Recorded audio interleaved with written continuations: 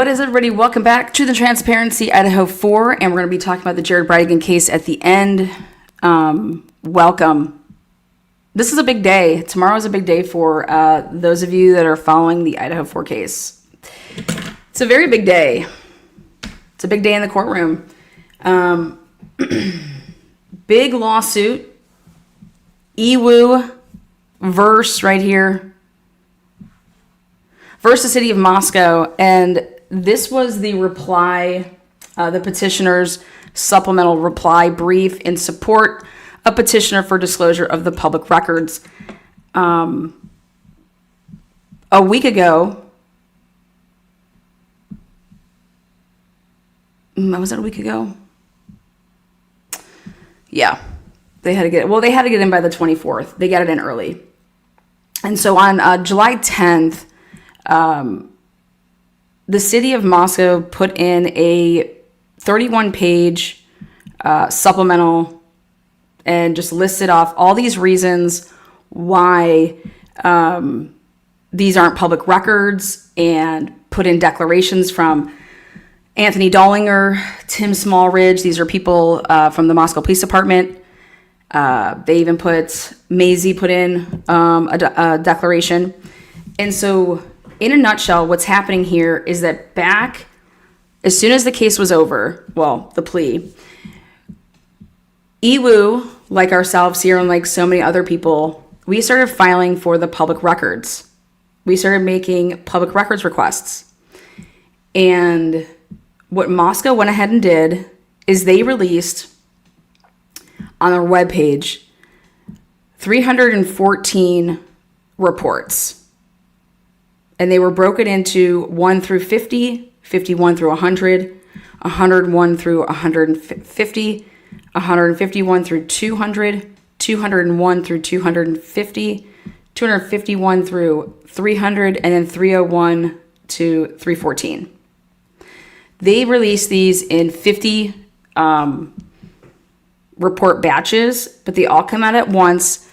And then when you click on them, then you have to go into the folder of the 50, and then you would see supplemental 1 or whatever you're dealing with. But each one was individualized. This was not like a running sheet of 314 reports back to back to back to back to back on like a PDF type and scroll it.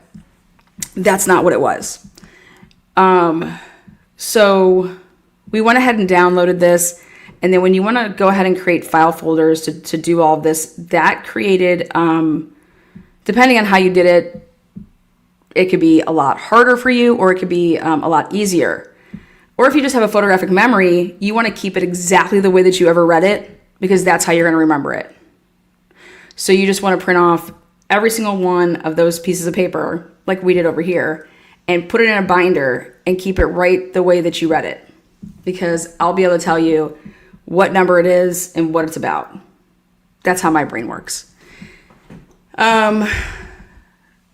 So with that said, then the Idaho State Police released their, however many reports it was, but it was 562 pages. And it was every single report that was issued by any officer in the case. And that's the same thing that Moscow Police Department did. Anything that was wrote up by, or written by a police officer. Anything that they did in this case.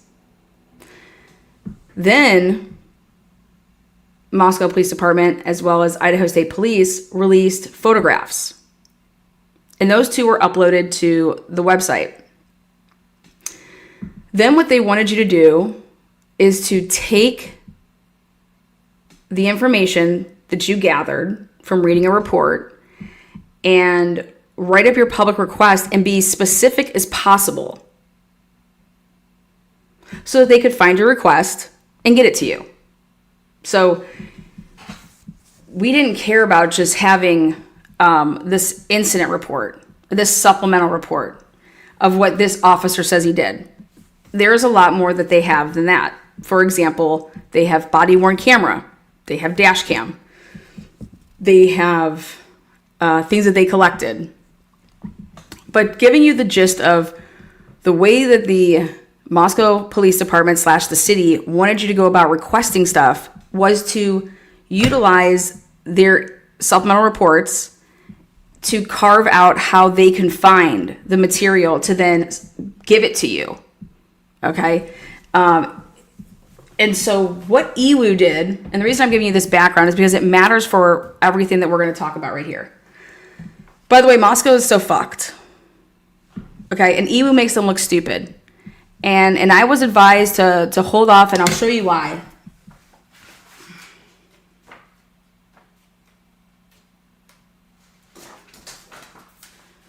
This is why EWU did not want to work with us. Because they were writing up this reply that they turned in on the 31st. And right here, their reply says, EWU is playing an important role for transparency in the state of Idaho, as it is done for other states, as it is the only Kohlberger records requester willing to date to incur the expense and efforts necessary to challenge the city's improper denial of public records requests. Well, see that to date and right there, boom, boom? Because, well, they're not the only ones. Okay, but to actually put it in writing like they did, yeah, I guess technically. But we had been reaching out, and this is why that I'm thinking that, hey, we're going about this a certain way, okay? And I'm over here just like, I can supplement what you're doing because we can prove so many other things to do with this. So I had a consultation, and I was told to hold off on my filing because what my filing, depending on what they do here, my filing is, everything was done obviously before they're going to rule on this. And so I have proof of things that EWU was just suing to get the request. And what they're saying is, you are over redacting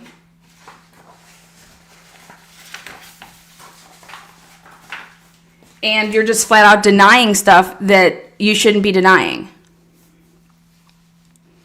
So not only are you just over redacting, meaning like you're blurring people's faces, you're just blanking out stuff, but then you're just flat out denying stuff that are your public records, and you're acting like you don't have custody and control. So we're going to get to this outline here, but it's really important because it's really, for example, the DVD transcripts of jail calls. Brian Kohlberger's phone calls. Remember, everybody's been asking, like, oh, in the Sharilla case, you know, all of these calls have been released and yada, yada, yada, right? Look at this. This is a Latah County Sheriff's Office and Ada County record. Please submit your request to them. No, it's not. And we're going to get into why it's not. But they were denying stuff like this just flat out. So what's going to make its way here really soon are all of Brian's non-privileged phone calls. They're going to get out there. Okay? But let's really pay attention to what the hell has gone on for the past year. And really the last 3 months, since March. It's gone on for the past year, but the city planned on this all along. And so if you're following this case, this is really, really important. Because if you want the public, because we're the diggers, right? We've been finding a shit ton of things on this case. And the more public records that we can get released, right? You can go through the material and then you can see what the hell is really up.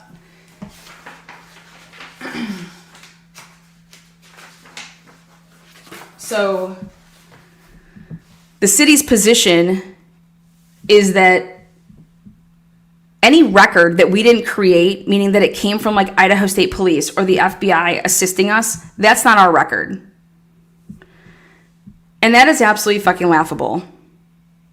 Absolutely laughable. And so what I want to do is I want to compare what the fuck I have all ready to go to how Kirsten over there with whatever the name of their Givens, Pursley, these peeps right here. I want to see how they went about answering all of this shit. To see their arguments, to see where we were. And your guys are going to laugh. Because,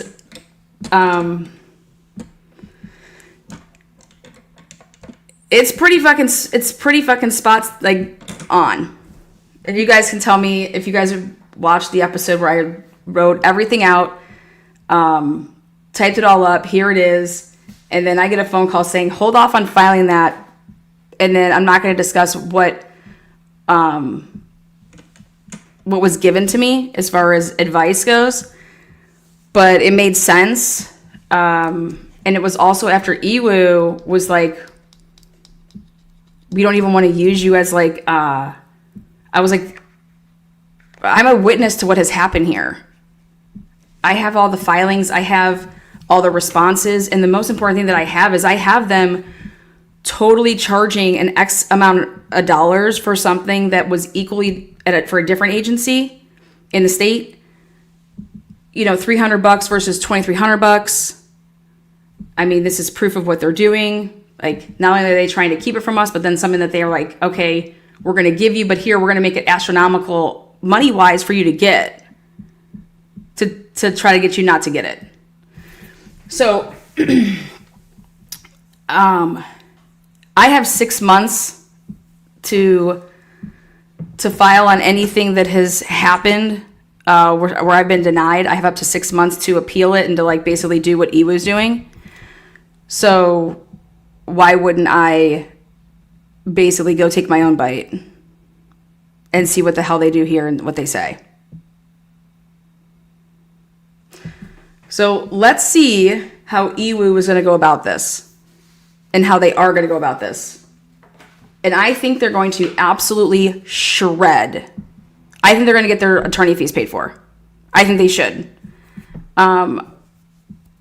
This is 31 fucking pages, and you guys can tell me what you think, but EWU said, hey, I'm just going to go in the order that you guys brought everything up. So right here, in this reply, EWU responds to each of the city's arguments in the order it was laid out.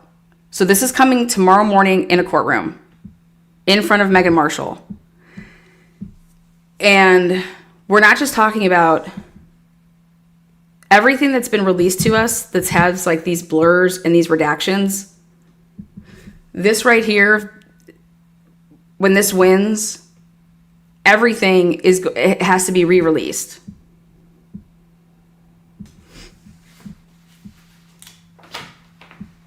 So this is the argument in reply. So any objection to EWU's request on the basis of overbreadth and lack of particularity is moot. This is exactly what I said would happen. Why? Because EWU supplemented everything. See that date, August 25th, 2025? The original request went in on June of 2025. Catherine Barrington and whoever that dick was that wrote up the city's position, they were going off of the June shit. Here, this is what these requests look like. If this can't get any more freaking particular. Supplemental 212, Indian Mountain Lakes, Pennsylvania Gate and aerial surveillance item. Item 755 on the evidence sheet. This was a response. This is a Pennsylvania State Police record. Please submit it. No, it's not. It was given to you. It's a copy. It's your copy. We're looking for your copy. We're going to get into all that. But this was everything laid out in this is very particular. All right. So the first thing that they make, this is what we said, is I said, well, that doesn't make any sense because EWU, their June of 2025 submittal, they kept going back and forth. And in August, they submit basically how I submit my request. It's like, you cannot fuck this up. This is the supplemental. This is the officer. This is the paragraph, or this is the number that I'm looking for, and this is the item I want. So, so the city spends, look at this, the city's response spends considerable time discussing EWU's earlier requests. Dude, shake your fucking bell, okay? That's exactly what we came over here and said when we broke this all down. I said, why are they taking all this time discussing something that is the first request that got totally, this is moot. This has already been handled. Meaning you wanted me to be more specific. I was more specific. And that's what the August 25th, 2025 request was all about. Okay? This is ridiculous. All right, here it is. First thing, boom. The history provides context, but it does not define the dispute. Idaho statute provides that the public agency may provide the requester information to help the requester narrow the scope of the request or to help the requester make the request more specific. So,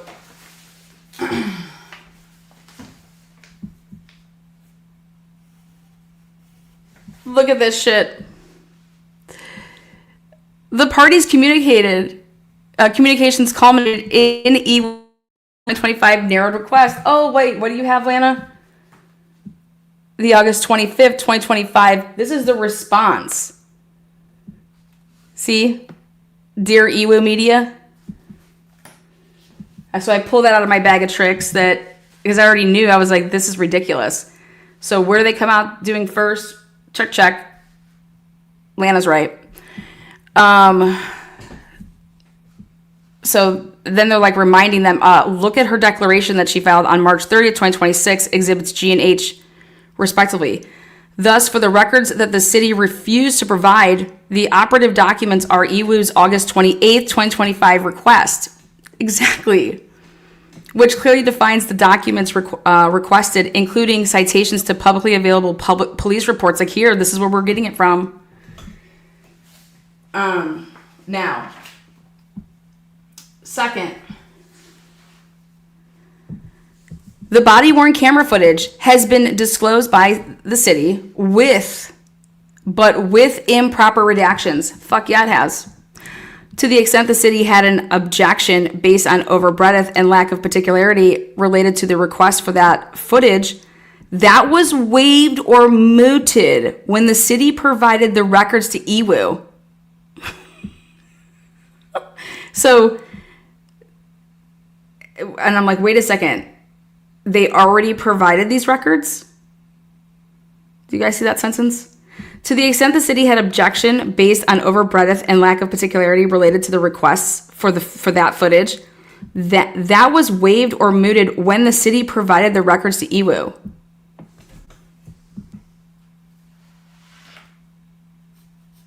Basically, you cannot have this argument after you already have given us something. In turn, those records have been provided by EWU to the court for review of the improper redactions. So there's even still stuff that's improperly redacted, and we're going to get into that. Basically, everything that's blurred in any of these body cams is over redaction. These people's faces, people's names, the numbers of the apartment, like at the apartment complex, those, you can't do that. Now, to summarize, the court need not reconstruct months of requests and responses. Thank you. Because there's just one argument here. It needs only to determine whether the city's stated reasons in its September 15, 2025 denial justify withholding the records and whether the city's redactions to certain records that were produced were proper. That's it. We are dealing with, on September 15th, this is what they told us.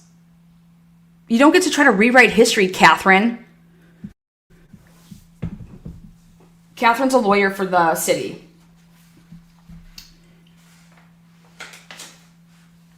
And so, like, this is what we're talking about.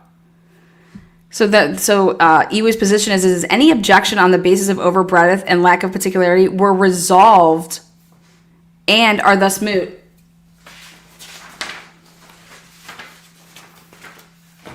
Next, the city's objection is why. Oh, well, the city objection on the grounds of privacy now. Well, this should fail too. Next, the city's privacy argument fails for three main reasons. First, the scope of the privacy interests was already decided in the court's permanent injunction. Remember when I said that, wow, this seems like this is a conflict of interest in a way, because the city, when they were sued by the Laramie's, right? And the Chapins. Do you guys remember that? The reason that there's a permanent injunction, okay? And the city, because the city released stuff, and then they went out and they sued, and they were like, "What do you like? You're releasing things like da da da," and so we had that hearing, and the city was actually opposite, right? The city is representing the public records statute, and hey, this is how we have to do things, and yada yada yada, and they're going up against who? Basically the families, right? Nobody else but the families. And I'm like, well, why didn't the city ever appeal and do anything with even some of the judge's rulings? Okay. And I was like, this is such a conflict of interest, because then EWU is suing the city, right? And now the parents are on the side of the city, right? But meanwhile, the parents were once opposite the side of the city to get this permanent injunction.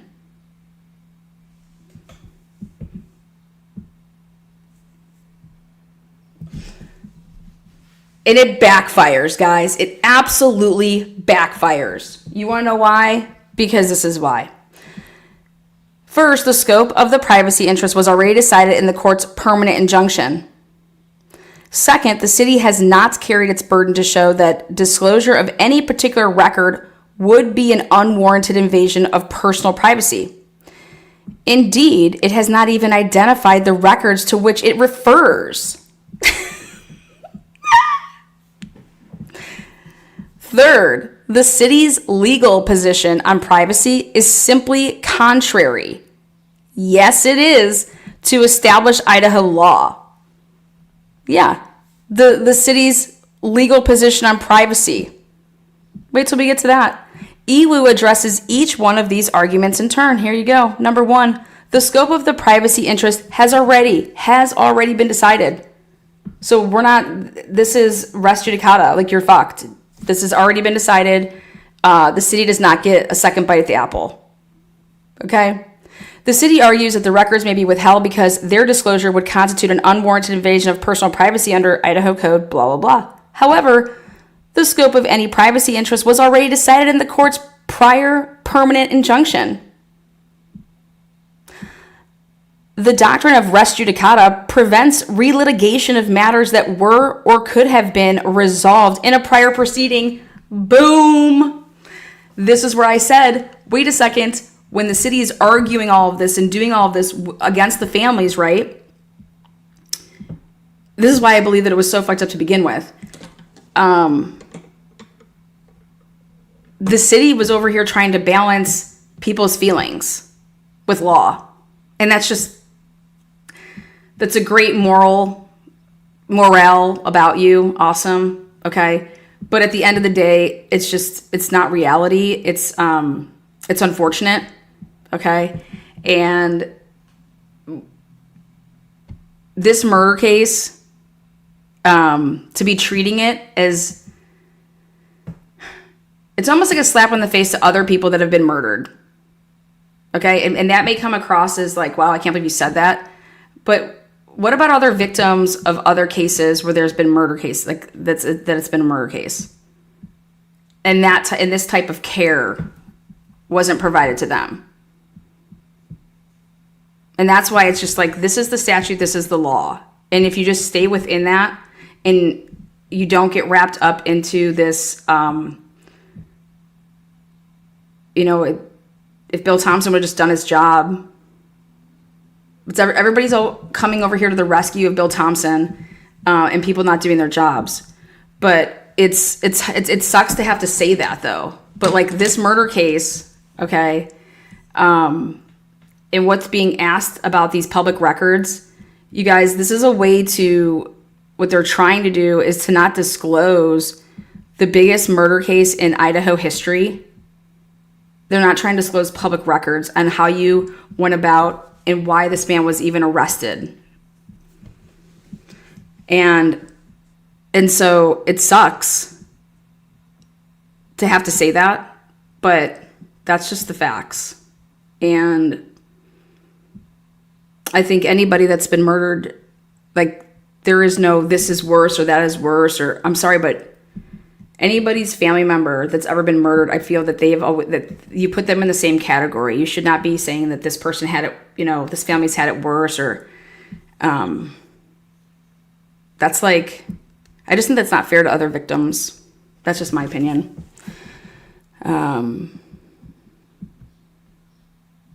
So here, the city, they want to like do it all over again. And sorry, that's not how it works. Res judicata serves three fundamental purposes. Number one, it preserves the acceptability of judicial dispute resolution against the coercive disrespect that would follow if the same matter were twice litigated to inconsistent results. Two, it serves the public interest in protecting the courts against the burden of repetitious litigation. And three, it advances the private interest in repose from the harassment of repetitive claims.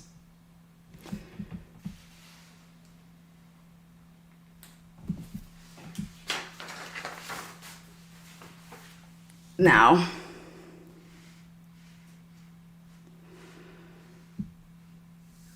right here, those elements are satisfied here. On October 1st, 2025, the court issued a memorandum decision granting in part plaintiff's complaint for a permanent injunction in the matter. And then the second judicial district, that's all that. In that case, the court was tasked with deciding whether disclosure of certain public records would result in an unwarranted invasion of personal privacy under section da-da-da. The city had the opportunity to litigate the scope of disclosure, which resulted in the permanent injunction defining permission or permissible redactions. The city now seeks to revisit that determination by advocating for broader redactions based on privacy. Go fuck yourselves. I love it. That's what we've been saying. And I also use the example of Judge Hippler he's been putting orders over here. And in him, I used his order, okay, in my response to the public records when I was dealing with Amber. And immediately, guess who I got sent to then? That's when it was like every single one of my requests gets flagged. It's like, if Lana requests anything, flag it, and I want to see it. And my stuff goes straight to fucking the legal. Like, I don't, that stuff gets looked over by Mia Batista. Okay? You can see it when you get your little response back, and you can see if they flag it. And so all of my stuff gets flagged immediately. Why? Because they know I'm fucking digging. That's the truth. And I'm fine with it. But I'm not going to pay extra because you guys need to be so secretive. Right? Why should I have to pay for what should just be filled? Why should I have to pay all this time and hours and spent so that my 2 free hours in money-wise gets drained like that? That's ridiculous. We're creative, I guess you can say, but at the end of the day, nobody needs to be doing any of this. We're requesting something, it gets filled, and you give it out.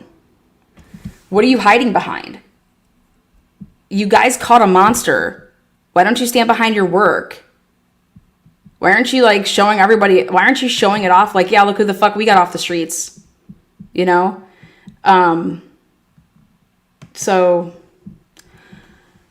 the city is now seeking to revisit that determination by advocating for broader redactions based on privacy. The city's request is, in substance, an attempt to relitigate or expand the prior judgment. Res judicata prohibits that result. It absolutely does. But this is another reason I think it's just absolutely wild that the families are now on the side. It's like, you guys sued them, right? And now when anybody else wants to come along and sue them, they want to intervene. And that was like one of my main purposes to intervene,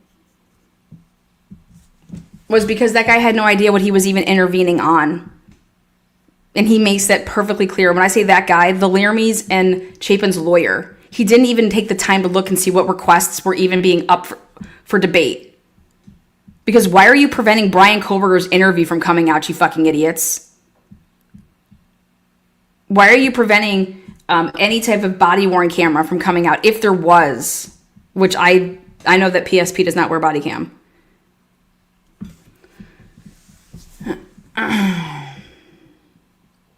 Yes, we'll be streaming this live tomorrow.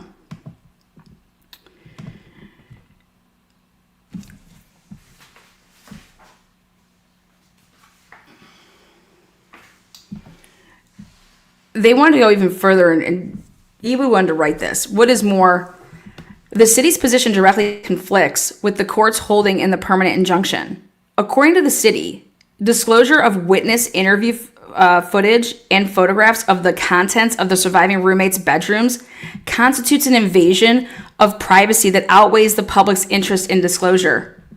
This is what we've been saying. This was already ruled on. And then and I talked to them, and I have it in writing. I have it literally in writing. And I'm saying, and I was like, what's going on here? Why are you guys sending us this stuff that's still blacked out, or these names being redacted? I said, Judge Hippler's already put it out there that doesn't, sorry. Like, I know what interviews I need, but not by these initials, and you're making it very difficult. Why should I have to request all of this shit? Why should I have to play, a guessing game of, hey, there's like 10 people's initials that are the same? Or, hey, I'm looking for, let's just say, CK. There's on here 10 different people with the initial CK.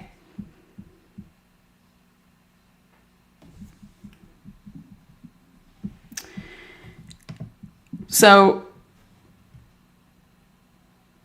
EWU puts in here, this is the ruling.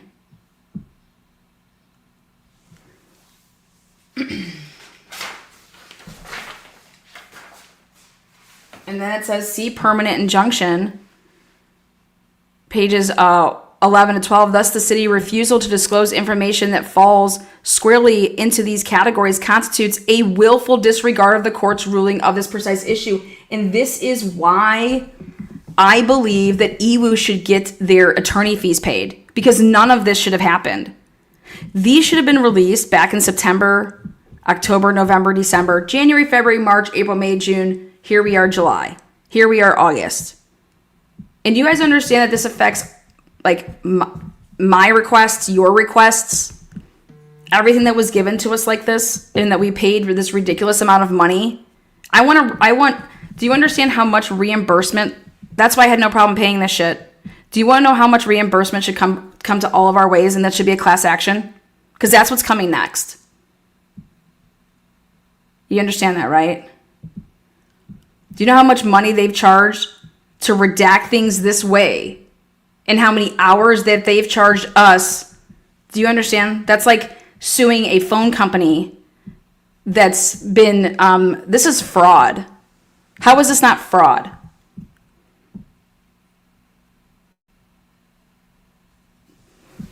What else do you want to call it?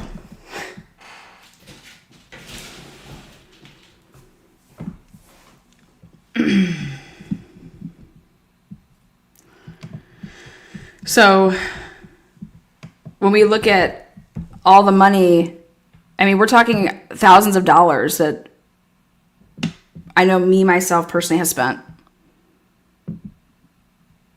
And Moscow knows it.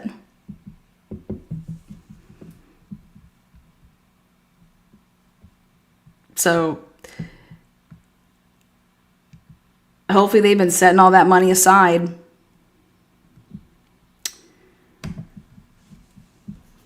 Number 2, the city has not carried its burden of demonstrating that disclosure of any particular record would constitute an unwarranted invasion of personal privacy. Even if the court could revisit the issue, the city has not carried its burden.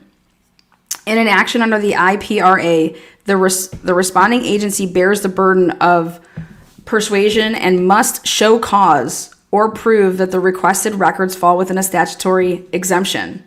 That burden cannot be satisfied through generalized assertions, right, about categories of records or speculative privacy concerns. Exactly.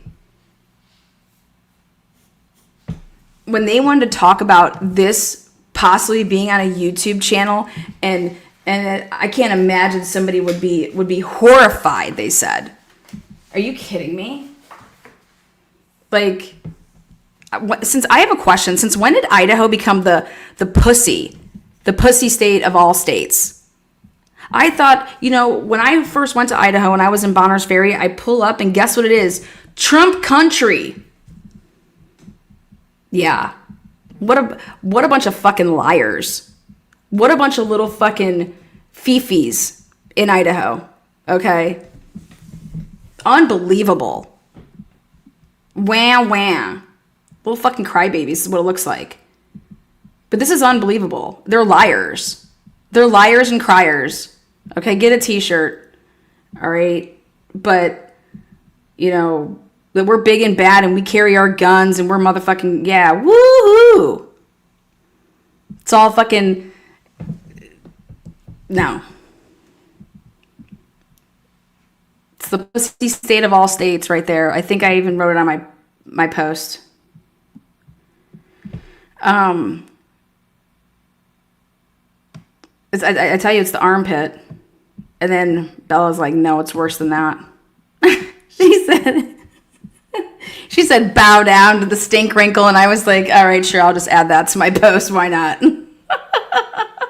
Minus me, I live in Idaho and Trump sucks. Well, no, I think that they put that up there to try to say we're all about our rights. We're all about, all these things that they're trying to stand for, that we're this, we're so hard on this. We're, and it's like, look at this filing. Look at the state's position, the city's position on this filing. They're just making shit up. It's so bad. And if Meghan Marshall doesn't fucking laugh this out of the courtroom, then she can put her career on the line too.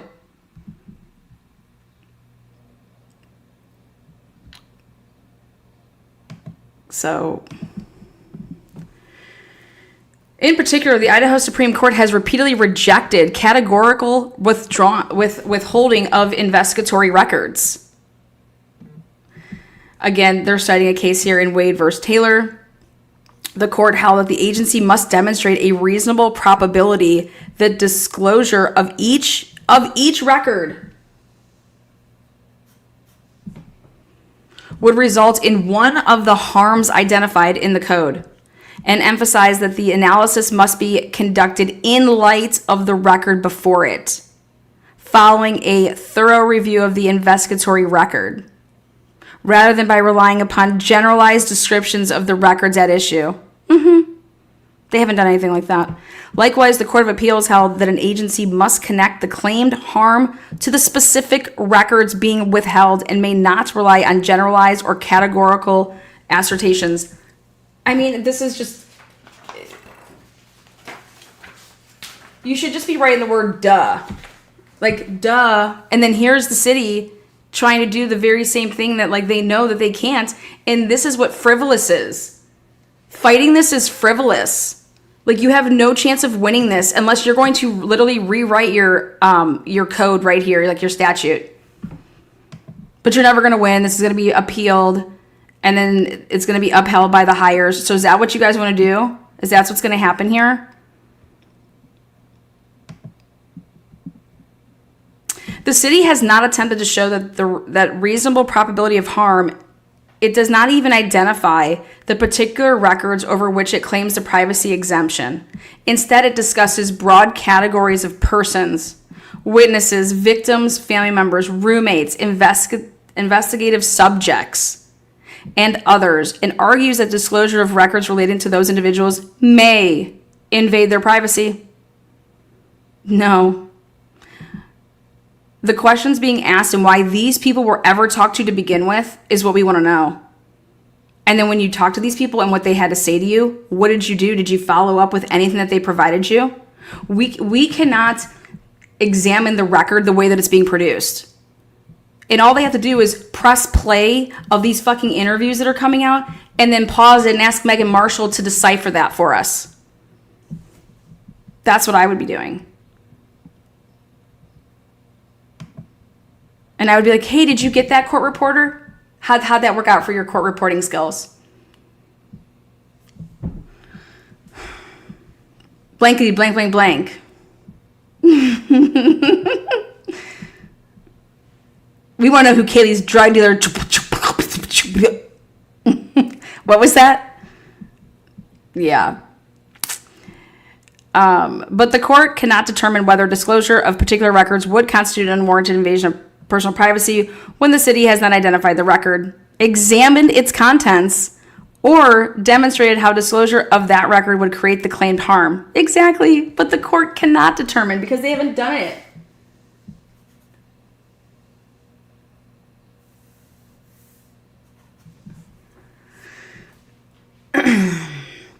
The deficiency is particularly apparent here because the city's September 15th, 2025 denial identifies numerous records withheld on grounds other than privacy. Yet the city's response now advances an abstract privacy argument untethered to those records. This is when she was like, they're changing why they're now denying something. Because they're throwing the kitchen sink, okay? And one should ask, why do we need to do this? And there's only one answer. Because the officers involved in this case know exactly what will be found by somebody like me if the records are produced the way that they should be. I can't find stuff when it's blankety blank blank blank.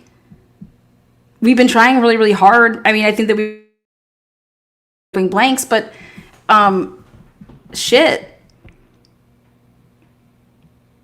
And what's happening here is the city is helping. The city's supposed to be fighting for like transparency, right? The city is helping the police be fucking shady. You don't want to call that in cahoots? I think that's exactly what I would call colluding, Mr. Ray. This is exactly what colluding is. How does the city even know that they need to protect those records?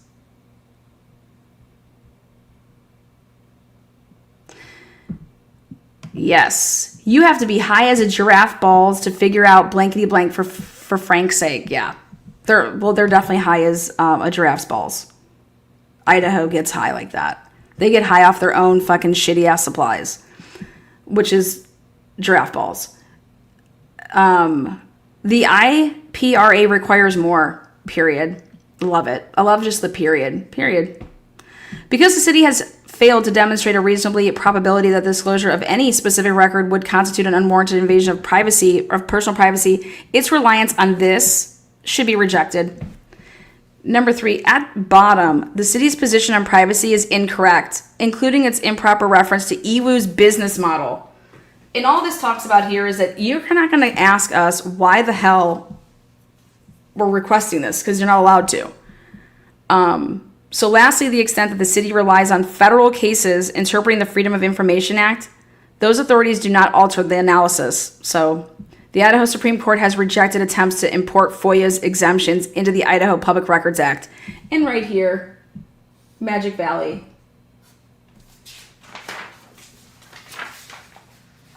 Moreover, as part of its discussion of the FOIA balancing test, the city also emphasizes that EWU intends to publish the requested records as part of its media business. It doesn't matter if we let the records on fire. You don't get to ask that.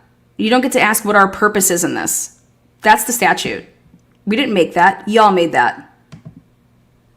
However, the IPRA does not condition access on the identity of purpose of the requester. Quite the opposite. Once a request is made, the custodian of the record is to make no inquiry of the person making the request. Exactly. That's why them asking if we're from fucking Idaho or not, I think is improper. How about that?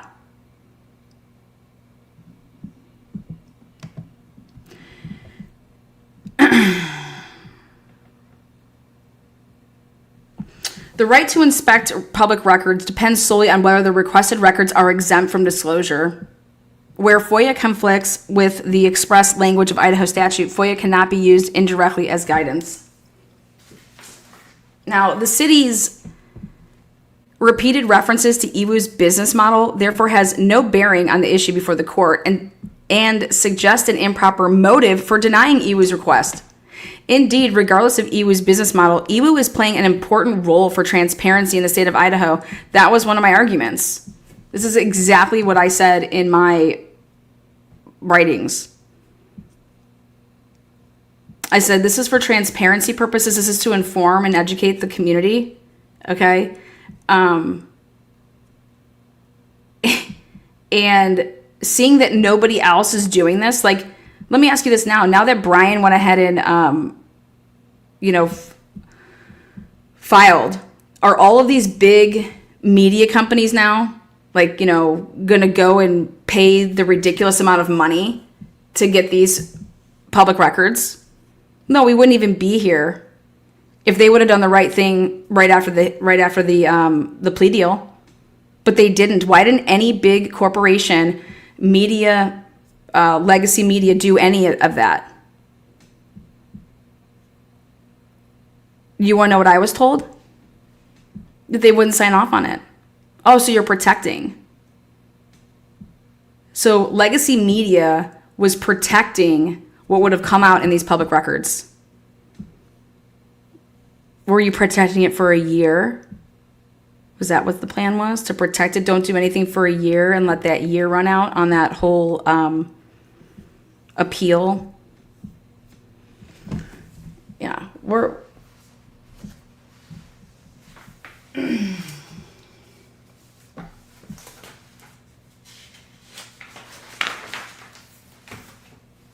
And now this is where I personally fell off my chair. The city cannot rely on the term custodian to avoid disclosing public records that are not expressly exempt from disclosure. Do you guys remember when we broke down and I said, let's talk about what these words mean? Custody, control, custodian. EWU does the same exact thing right here. Look at this shit. The city next argues it is not the proper custodian of the public records requested by EWU and therefore cannot disclose them. According to the city, it cannot disclose the records because it lacks control over those records, which are instead controlled by various out-of-state agencies that originally created them. Not only does the city's argument begin at the wrong place, it also misapplies the terms control and custodian altogether. The analysis begins with the definition of public records. I said, motherfucker, just explain this from Webster's dictionary of what these words mean. You cannot just start making up new meanings for words.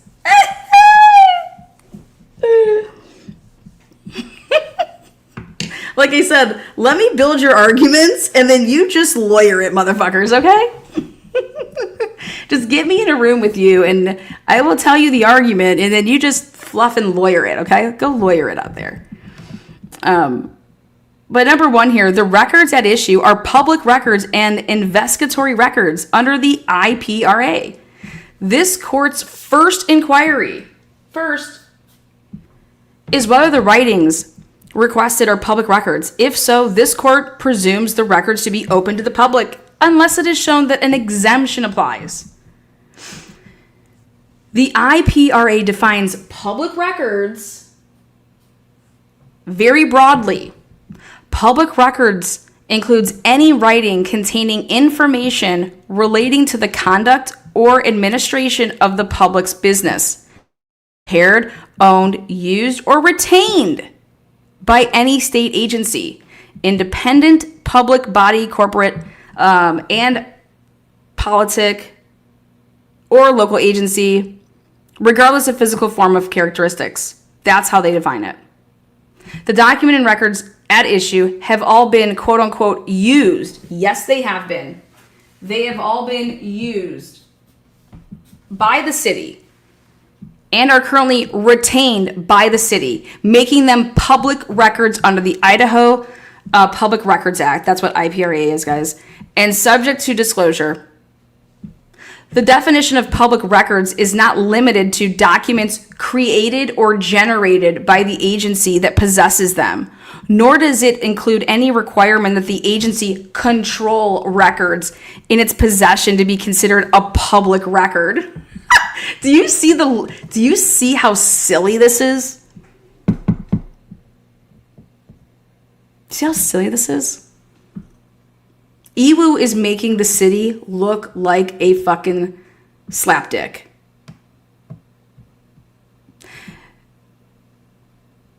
Or you can call him a flat cock. You know what that is? A pussy. There can be no genuine dispute that the records at issue are public records under the IPRA. That is a genuine. The city does not dispute that it used and retained these records in investigating the homicides. That they used these records when they were arresting Kohlberger. That they used these records in assisting in his prosecution. Indeed, the disputed records are repeatedly referenced throughout the Moscow Police Department's reports and investigatory. This is exactly what I said.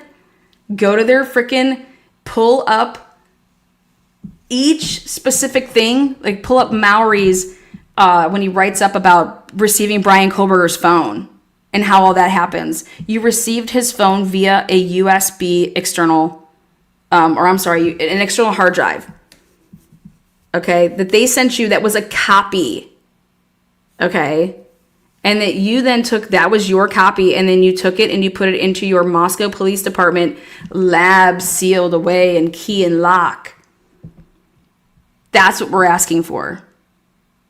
And you're going to give it up. Promise. Just like you gave it up to fucking Dateline, you sluts.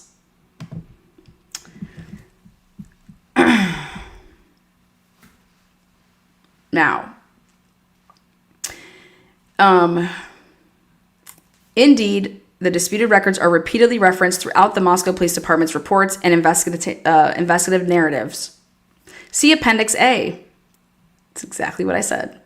The city cannot now deny that it used and retained the very records it relied upon throughout its investigation. Woohoo! Slapping titties. Ooh, ooh, ooh. What a bunch of idiots they look like. They are fools. They should just withdraw. They should just call it a day. I mean, what's going to happen tomorrow in this courtroom is absolutely going to be embarrassing for the city.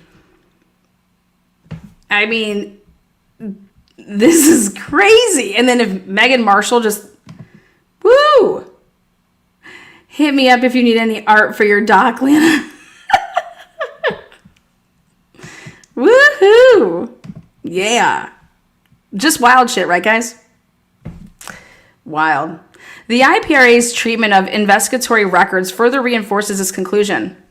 Idaho Code section governs investigatory records of law enforcement agency as defined in section and specifies the limited circumstances under which those records may be withheld. An investigatory record, so then they have to keep on telling them what shit means. Because they have a problem with lying to the courts about what the mere definition of words here are. An investigatory record is defined as information with respect to an identifiable person. Do you see that? And now you're going to make it so that they're unidentifiable. I'm sorry. This shit just... when I saw this filing, I said... hot motherfucking damn. As much as I want to speak tomorrow, okay? And you guys see I was all ready to go. It would behoove us, this is like me taking one for the team, to play my cards right. And so I'm going to play my cards right versus, being an egotistical, crazy person, like some people do. This is crazy. This is nuts to me. This is nuts, but it makes me feel so good because we were so right. So there you guys go. I'm not going to read that definition. I'm saving my voice. Now, the legislature's use of the word compiled is significant, guys. I love this. Group of persons or entities compiled by a public agency pursuant to its statutory authority in the course of investigating a specific act, omission, failure to act, or other conduct over which the public agency has regulatory authority or law enforcement authority. The legislature's use of the word compiled is significant, Harris. Tell us, Nancy Grace, why is it so significant that somebody's out speeding at 3:45 a.m.? Investigations are not conducted in a vacuum. Oh my God, no way.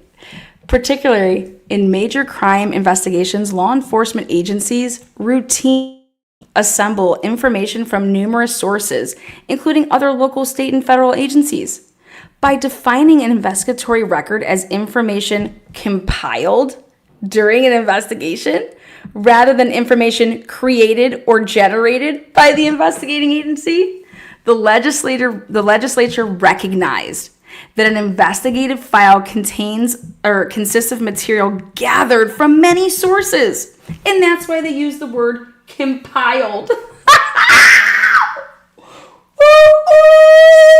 Chitty chitty bang bang, chitty chitty bang bang. How you feel about this, Catherine? Oh God, she's probably I spent all weekend looking over this. Yeah, compiled during the investigation. Okay. Oh God. Well, they knew why. Oh God, compiled. Yep. The legislature, though, they recognize that an investigative file consists of materials gathered from many sources. Once those materials are compiled into the investigative file of an Idaho law enforcement agency, they become investigatory records governed by the IPRA. There you go.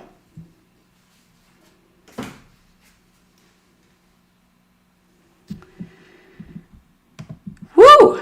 The city has control of the public records at issue, goddammit. Okay? But we gotta break this down even further. Having established that the record at issue are public records of Idaho, EWU turns to the issue of whether the city controls them. Oh, shit. Well, are you in control of these records? When interpreting a statute, Idaho courts begin with the text of the statute giving its words their plain, usual, and ordinary meaning. Where the statutory language is clear, courts apply it as written. Courts likewise construe statutes as a whole, giving effect to every word the legislature chose and avoiding interpretations that render statutory language superfluous or produce absurd results. Love it. The IPRA defines a custodian as the person or persons having personal custody and control of the public records in question. The statute does not define the word control. When the legislature leaves a statutory term undefined, Idaho courts give it its plain, usual, and ordinary meaning. To determine that ordinary meaning, Idaho courts routinely consult dictionary definitions. Ooh! This is what I said to do. I said, you guys, what does the word custody mean? You know, think about when you go through a divorce, custody. What do these words mean? You know, what the city of Moscow tried to go in and write 31 pages about is we are going to word salad this and make it seem like all of these words mean something else.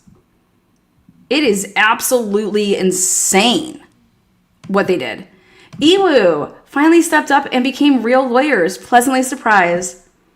Well, honestly, if you think about this, you know what? You know when you get like shell shocked when you just cannot believe what somebody's arguing, and you know that it's in writing, and you're just like, wait, what? I think a lot of the times, Ann Taylor felt that way. I think she could not believe what was happening because it's like, wait a second, what? And so I feel like you can easily you're in a frozen shock phase. And I think that Idaho does that to people because they are just so ridiculous. And then their ridiculousness gets backed by judges. That's what I think's ridiculous. And so I'm so glad that you wrote that because I think that anybody that's a high functioning lawyer would struggle to function in Idaho. Okay? They would. There's just no functioning in Idaho when you have ridiculous shit being spewed and judges like swallowing it. Yeah, that sounds great. So that's and here she just had to get slapped across the face when she got to Nevada. And it was like, okay, honey, let's go ham on these motherfuckers. They want to play games. Let's play games. Let's remind them of what the Merriam-Webster defines control as: to exercise restraining or directing influence over, or to have power over. That's what the definition. And this was last accessed July 30th, so you guys can go check it out.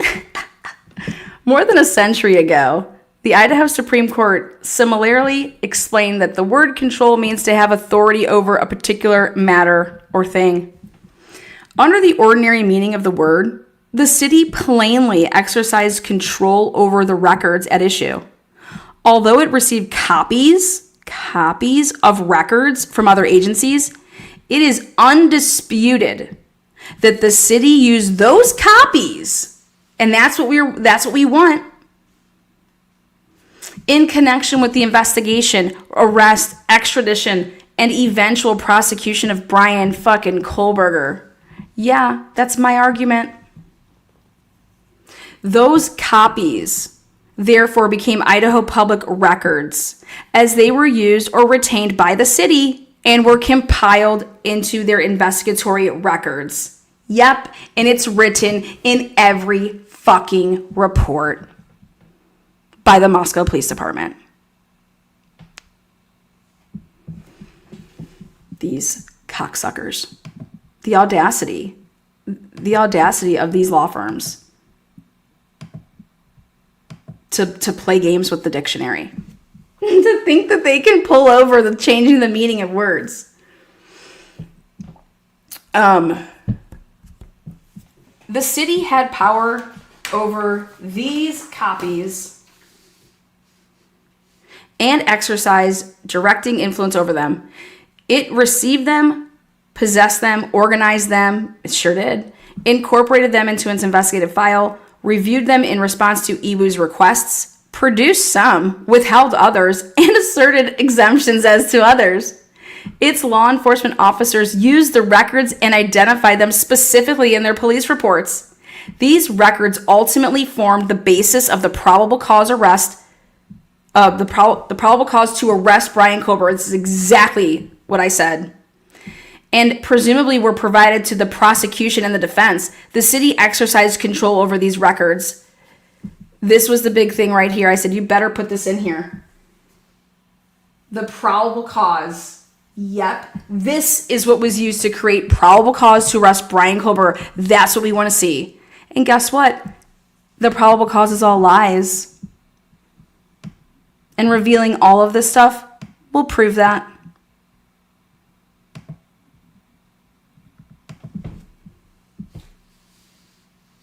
Especially that, that tip that Officer Payne said came through, the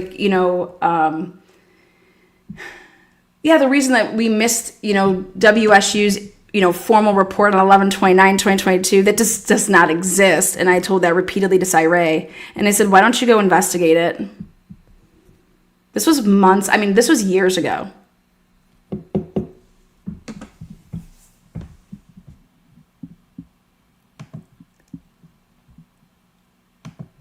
So much so that Steve Gonsalves emailed me to ask me about that. He said, where's this 11/29/2022 report from WSU? I said, it doesn't exist. I said, my first requests that I ever made is I went straight to WSU and I started filing all my stuff for Daniel Tanego and Curtis Whitman. And do you know what still I do not have in my possession right now? The most important thing, which is Daniel Tanego's work schedule on 12/20/2022. Why, Lana? Because Daniel Tanego and Brett Payne talked through IM on that day. And it wasn't Daniel Tanego reaching out to Brett Payne. It was Brett Payne reaching out to Daniel Tanego. And I can prove it all.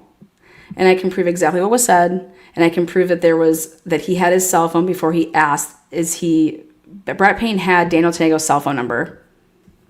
But he acted like he didn't when he put it in the IMs asking for the dispatch to get it. Well, he calls Daniel Tanego before the dispatch can ever even get to that request to put his number in there.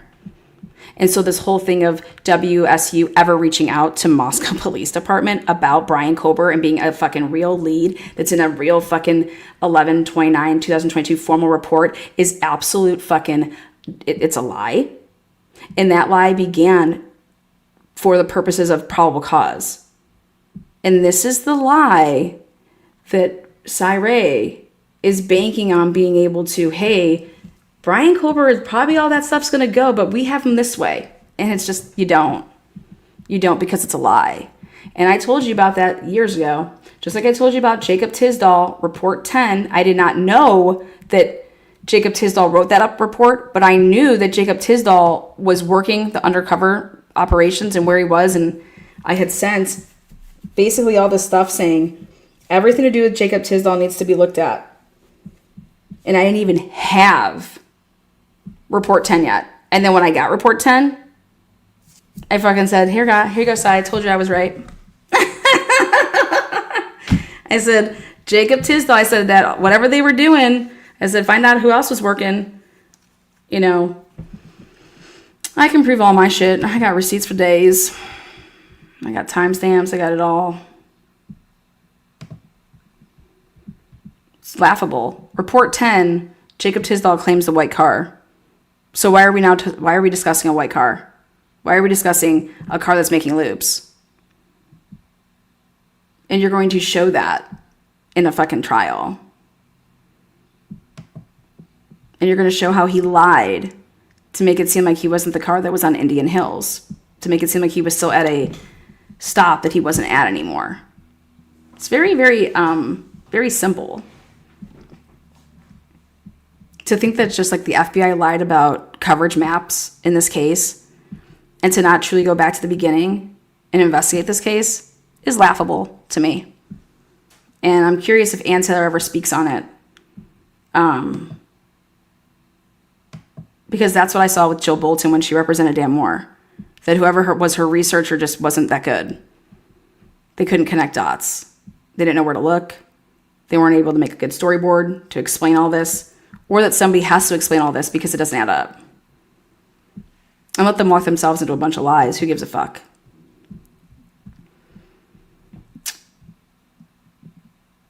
But it's just, wow.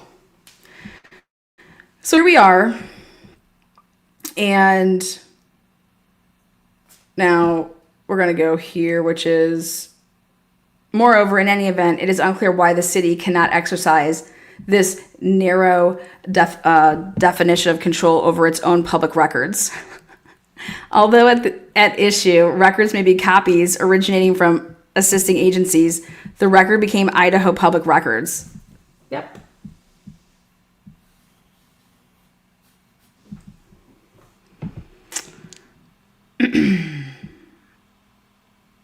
Why cannot the city determine whether its own investigatory records should be disclosed, cannot review the records for exemptions, cannot redact exempt material, and cannot certify the copies are true and correct?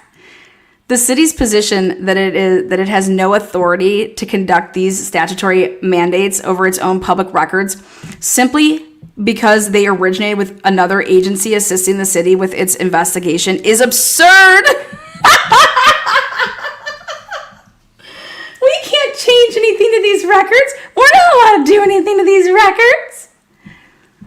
And contrary to the city's position, there is no legal mandate under the IPRA that they certify another agency's records. We're not asking them to do that. This is crazy. Nor is there a mandate that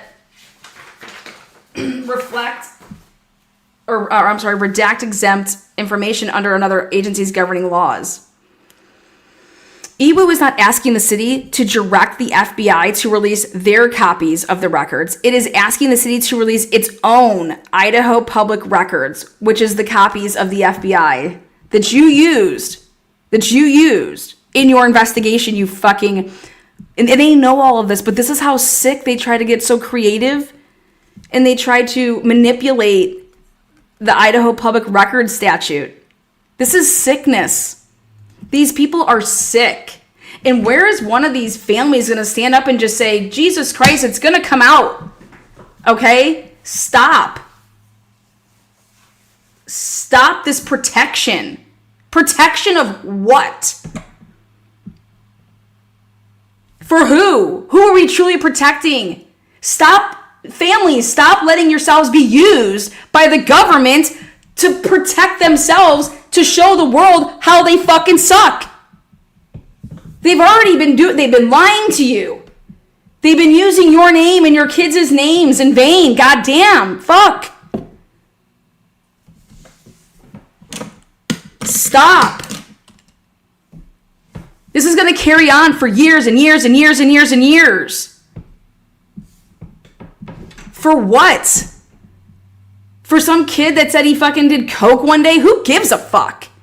Nobody cares about that. You have the officers admitting, we don't care about any of that. We don't care about your drug use. We don't care about your underage bullshit. And then I have one question for you. Then why do you guys have an underage task force, you fucks?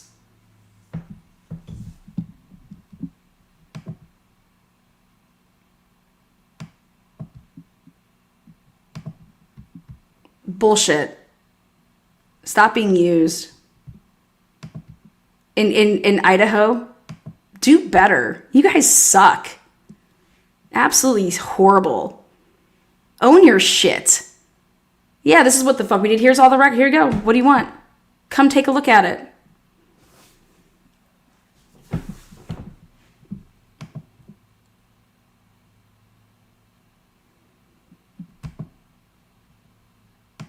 It's because they're trying to protect their jobs.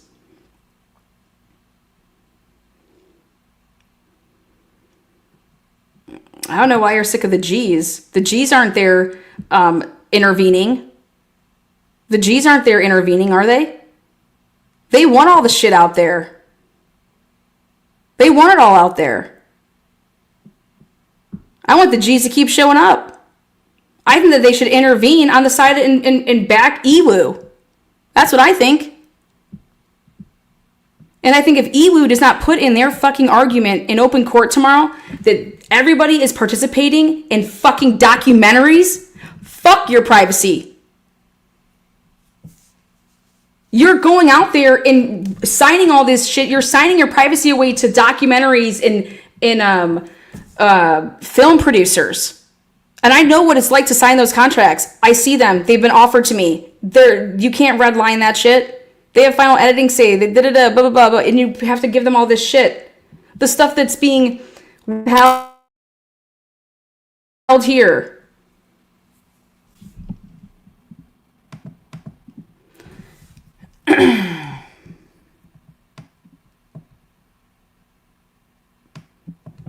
All I gotta say is the G's ain't there intervening and having the back of the city, are they? No, they're not. And neither are Xana's family. And here you have people intervening and they don't even know what they're intervening for. And so what should happen here is the guy that's representing the Laramies and the Chapins should drop out.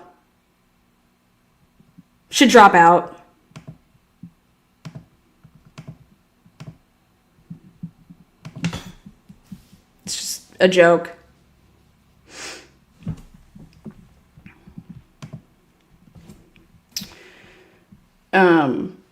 Now, the city relies on a Second Circuit appellate decision to support its flawed interpretation of the IPRA.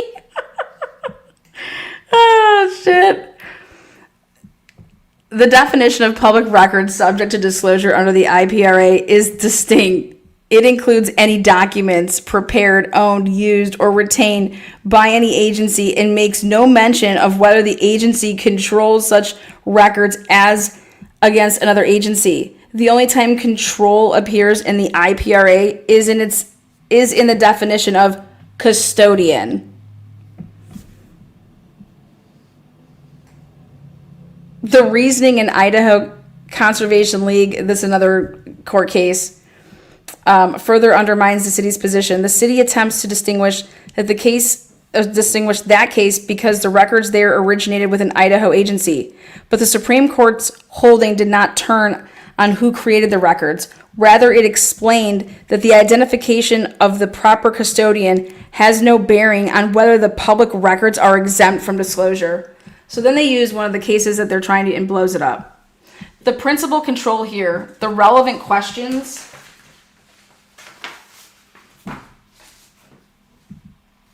are whether the records are public records and whether the city has established a statutory exemption. You ready for this also? What I wanted to prove, and I still can prove, is that we went to our drug policy people, okay, to go and get the records of Moscow Police Department. What do you mean, Lana? Yeah, we went to ODP, our drug policy, and we got basically copies, right, of what Moscow Police Department had to send to them every quarter to get that grant money because they reimbursed themselves for the hours that were spent on this party patrols. Okay, we got the copies, didn't we? Who made the record? Who created the document? Oh yeah, Moscow created the documents. Mm-hmm. What did they provide me over at ODP? Moscow's created documents that were sent to them. And it was a copy that was sent to them, right? Mm-hmm. Because then they become their records.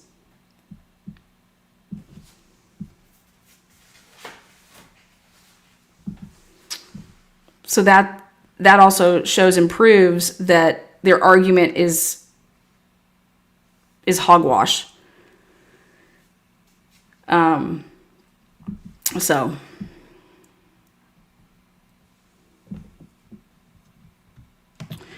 foreign agencies cannot be custodians of Idaho public records. Further, the city reads the requirement that public records requests be made to the designated custodian of such records, and concludes that it is not the designated custodian of records created by out-of-state agencies.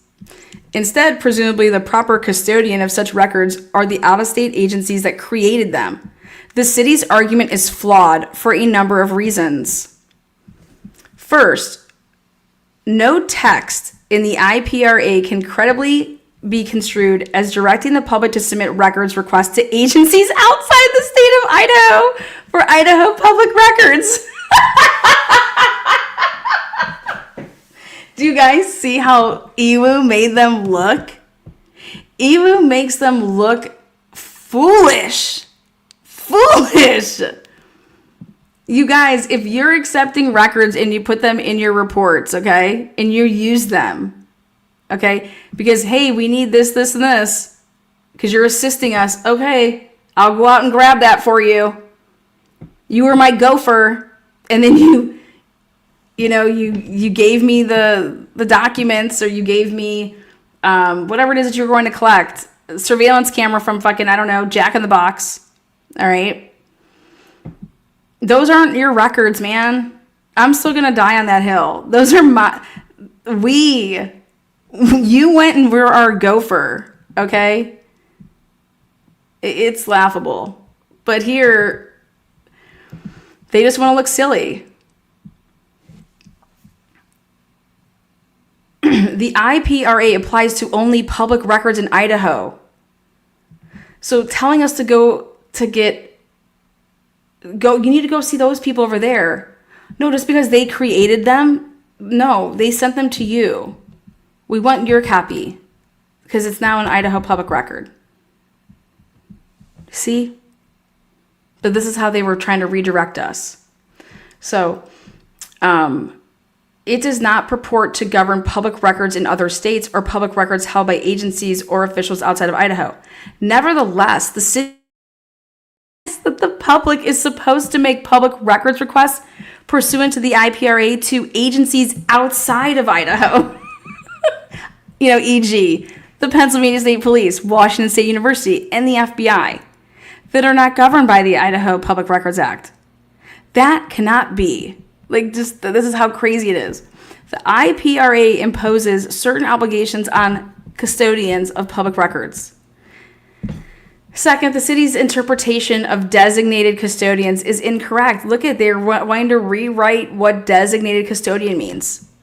They're trying to rewrite what the people, when they originally wrote this, means. When Section 74.1031 instructs the public to make records requests to the designated custodian of such records, it is not stating that every public record in Idaho has an agency that has been designated as the custodian of that particular record. And the public must identify and submit its request to the proper agency to recover the record. Rather, it refers to an individual within the ranks of a public agency.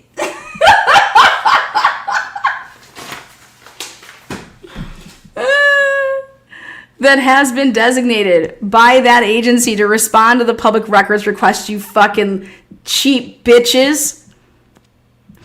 And who has custody and control of all public records in the agency's possession. Exactly. I love it. That's why with our example that we did simultaneously, we sent Moscow the request that we did to our drug policy people in Idaho. Okay? And what we got back from both people is absolutely amazing for my future argument here, because I'm going to get it all back. The IPRA defines custodian as the person or persons having personal custody and control of the public records in question. While person is defined broadly, the IPRA makes its intent clear in subsequent sections. It states that a public agency or elected official shall designate a custodian or custodians for all public records. Thus, when Section 74.1031 instructs the public to make records requests to the designated custodian of such records, it is assuming that each public agency has complied with the IPRA by designating a person within its ranks to serve as custodian. And it is instructing the public to direct its request to that person. That is all.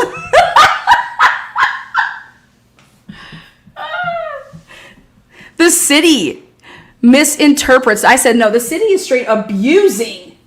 This is abuse of power. This is abuse of everything. This needs to be in front of Judge Judy, just so that she can say, just so she can make a mockery of this. Because it deserves to be this is a mockery of everything. The city misinterprets this provision when it treats the designated custodian language as an interagency matter rather than an intra-agency matter. Again, that's determining which agency is a designated custodian for the particular document, or determining who within an agency is the designated custodian for the agency's public. Look at how far they are going to try to keep these records from us. The city's position is contrary to the IPRA's policy of openness. Fourth, the city's approach to the IPRA, if adopted by the court, would result in the endless shell game for the public. Exactly.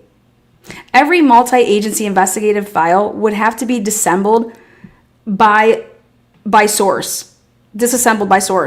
A requester seeking the investigative file retained by an Idaho agency would first be sent to the FBI, then to the Pennsylvania State Police, then to Washington agencies, and then to every other participating agency that contributed information to the investigation. In the city's world, exactly, la delusional land, Delulu University over here. In the city's world, the public would have to submit requests to each of these different agencies just to reconstruct the contents of the investigative file used and retained by the Idaho agency that they have right then and there in their possession.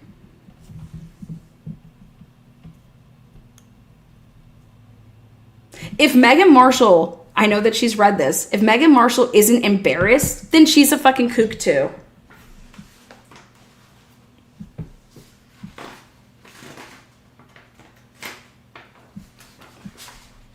The IPRA does not support this approach.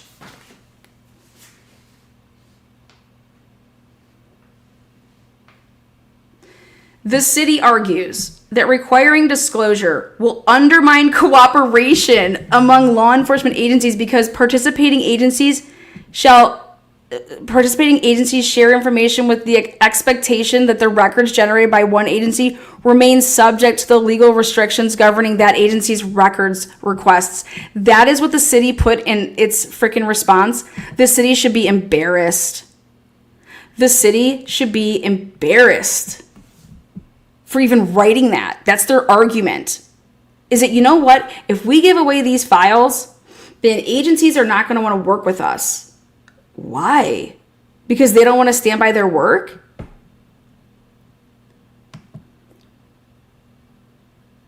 That doesn't sound like a problem that we care about. That's your problem if you can't get people to work with you. Don't put this fucking on us because we want to make sure that the people that, I don't know, you're having assist you, you know, that you're, I don't know, checking up on the stuff that they give you and you're just not running with it. But then she tries to pull this little, I mean, they're literally trying to pull everything out of the hat. And it's laughable. It's laughable. Especially what the argument is here is that anybody knows that if they're assisting your agency, that they fall within your agency's requests, whatever your public request laws are. But why are we even thinking about that? If an agency's like, oh my God, I'm not helping you guys because then everybody gets to see the work we've done. But EWU being all, I would have ate their ass here, but EWU being all law wants to say that is simply counsel's speculation. It is.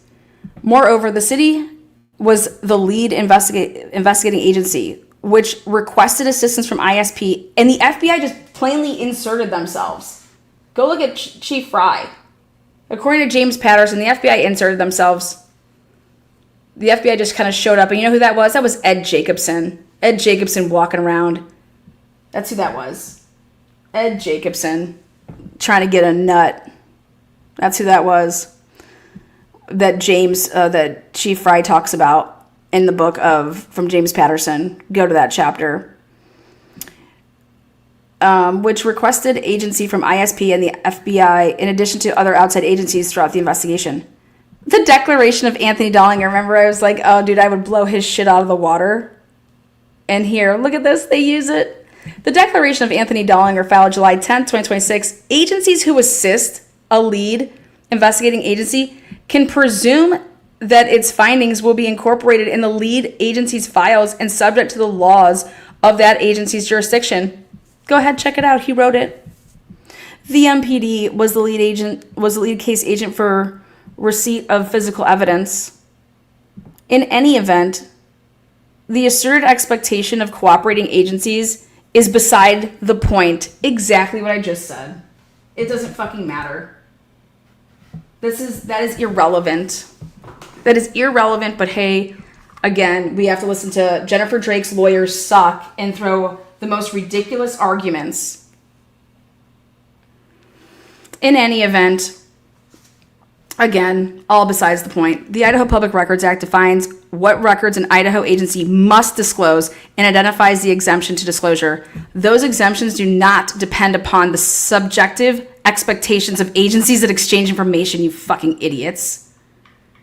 Look at this. Exactly. How crazy. How crazy for you people to even write that shit.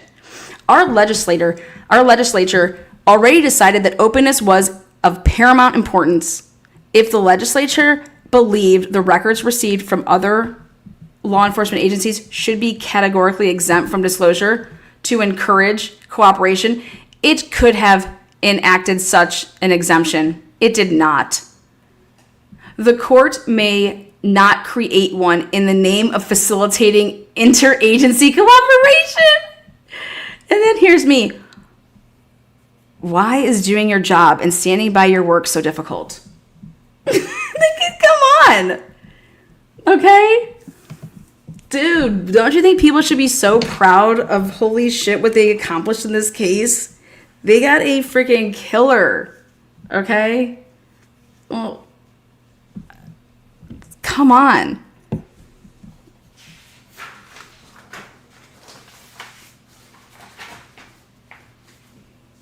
My gut feelings over here of why I need to go interview this person versus that person.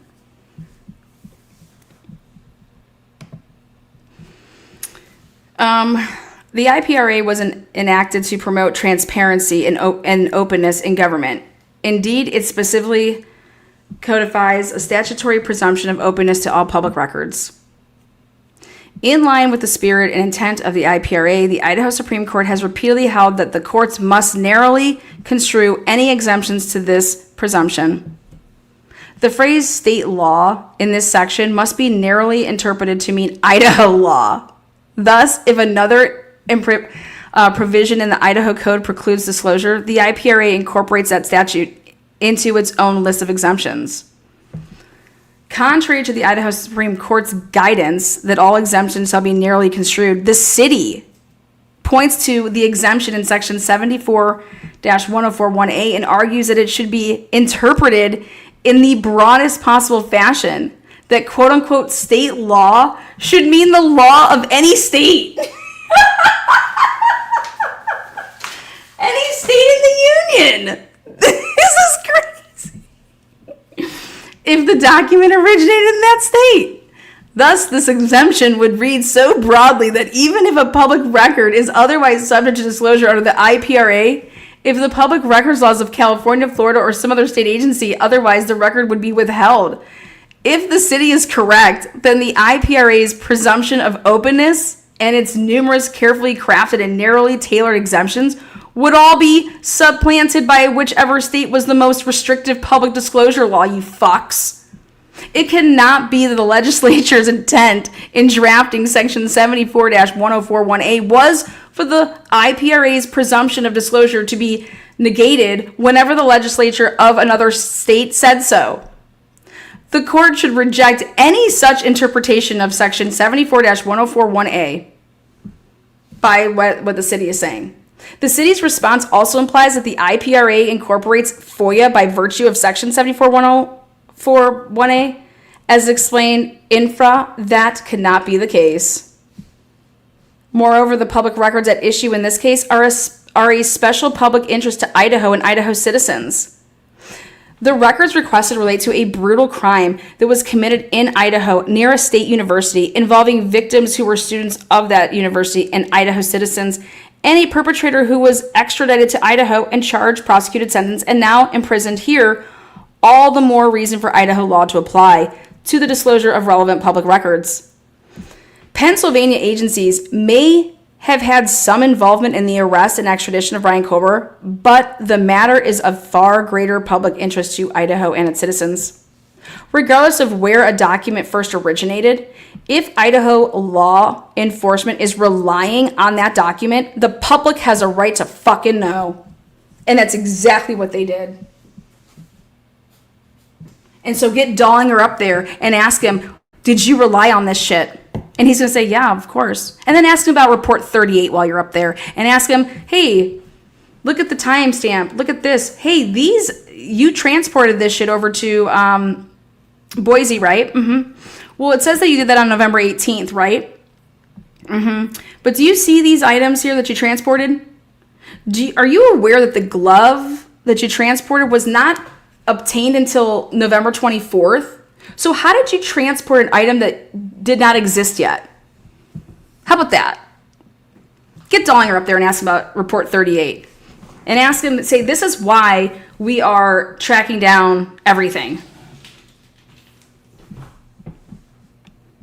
Because these reports are inaccurate.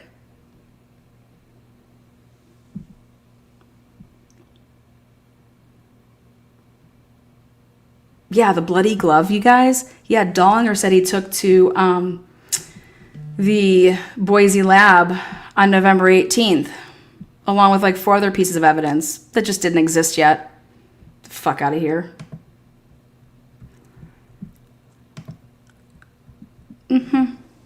Yeah. And he wasn't wearing a body cam for any of it.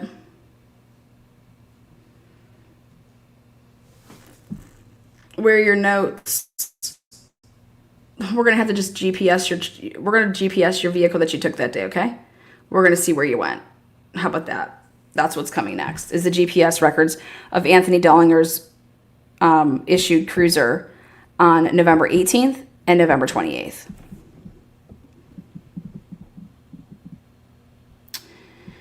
Regardless of where the document first written, okay. Now,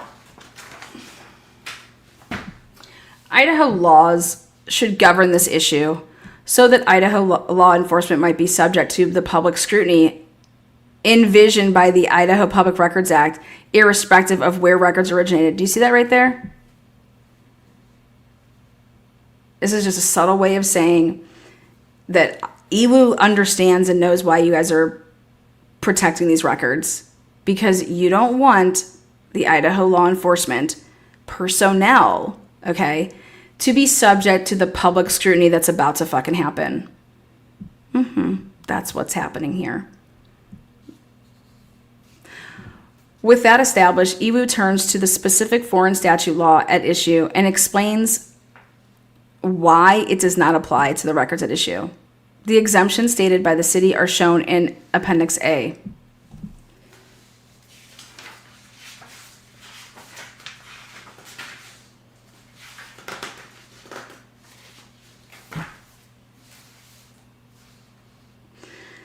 These are the records at issue, records that Moscow refused to provide. Document: the DoorDash driver MM interview, WatchGuard body-worn camera, plus FBI cognitive interview audio. Include referenced surveillance clips. So this is what's hilarious to me. They are saying that they showed Molly King Road and Queen Road cameras. We need to go back and take a look.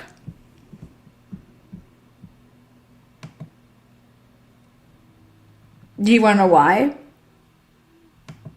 Because where did that happen? That did not happen in what we were provided.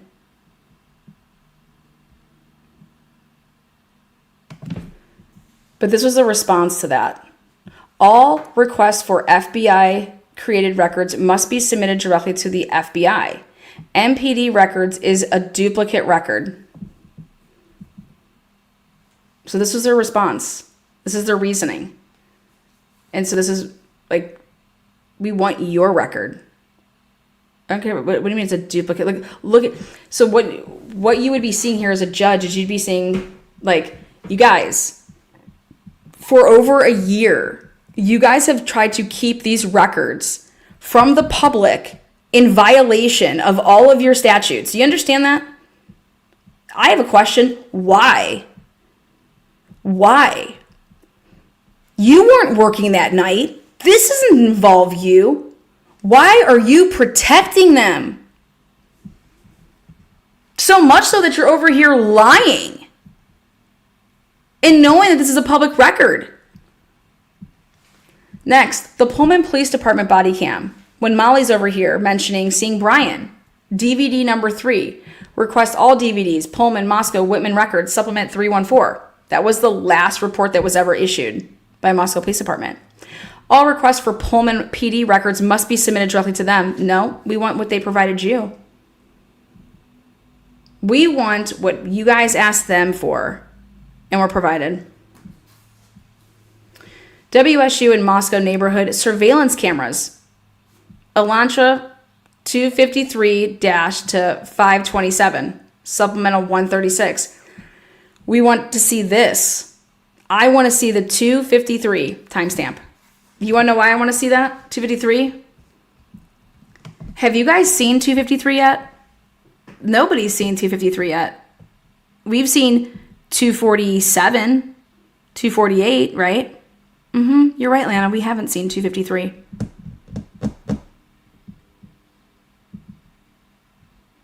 If you've seen timestamp 253, send that to me.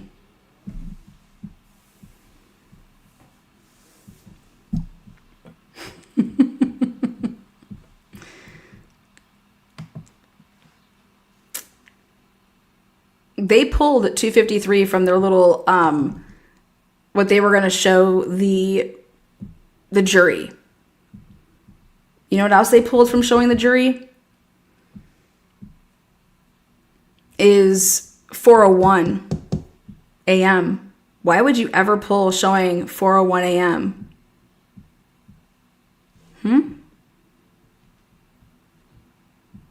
That's the most important video. That's the one that you use. That still image from it moving, the vehicle, is what you use to identify it even being a white Elantra. You're pulling that from the jury seeing that at trial? Wow, why? What's up with that video? Next, the traffic stop. Latah County. These ones. Oh, this is an LCSO record. Please submit your request to them. The Indian Mountain Lakes, Pennsylvania, the Gaydon aerial surveillance. This is a Pennsylvania State Police record. Please submit your request to them. Nope. The FBI CDs of Brian Kohlberger's Elantra. I cannot wait to see these. His Elantra, his vehicles and residence. Items 850 through 854. This is an FBI record. Nope. Get fucked. I want to see the timestamps because I want to see when they were surveying him. The DVD transcription of jail calls. This is a Latah County Sheriff's Office and Ada County record. Please submit your request to them. Nope. Danny Vargas was keeping tabs on all of that. They were going and getting all of his and going through his jail call records. Danny Vargas did that. Danny Vargas made a report of that, and they were tracking that. That's a public record of Idaho. Everything that was given to them. All of their copies. We want the copies that they relied upon to arrest Brian Kohlberger. And that's everything to do in this freaking case. They were provided the copies. Their copies then, Idaho's copies, that's their record. We want the inmate housed next to Kohlberger. We want his jail call with his mother. Yeah, we do. Let's get that shit out there.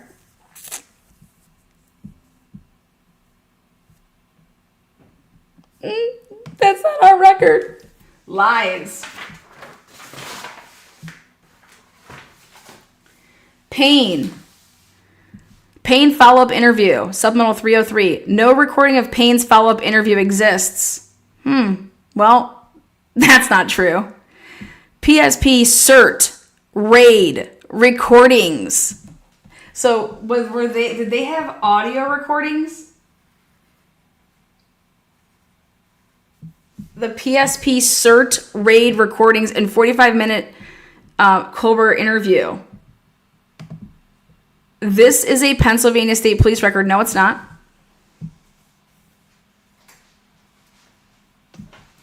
Supplemental 212. See above item 755.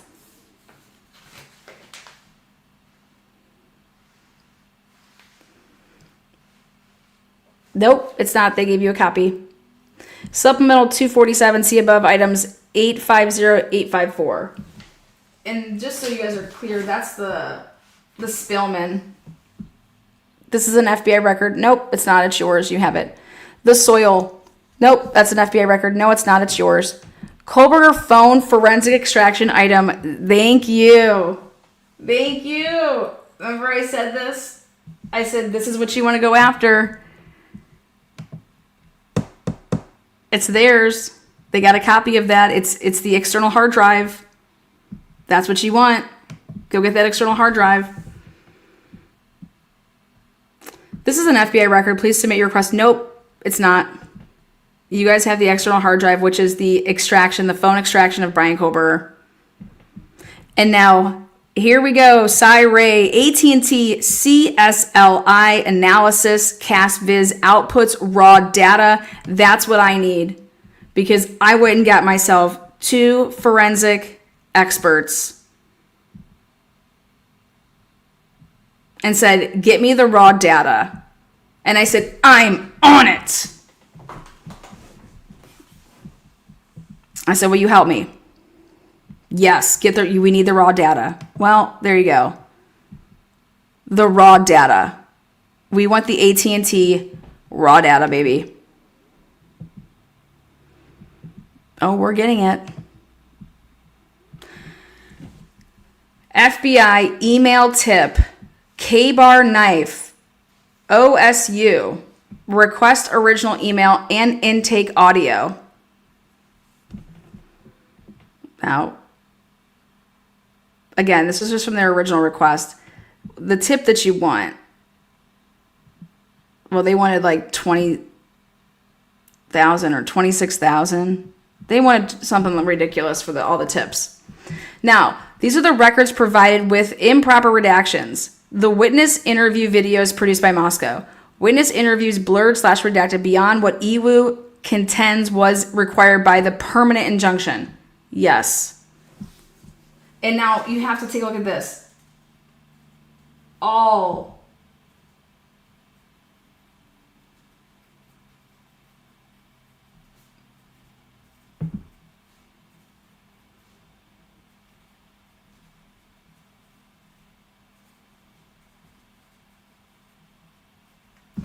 everything to date has all this improper redaction, and we're paying for it. And that amount of money is because they're taking all this time to improperly redact. We're getting all of that money back. We're going to have to sue for it, but we're going to get it.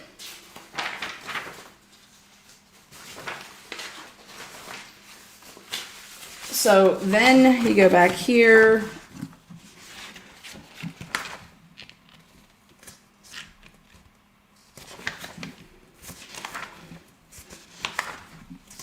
Okay. EWU spends time going through the Washington Act and the right to know in Pennsylvania. I'm not gonna bore you with that. EWU will pay for the additional records that will be produced.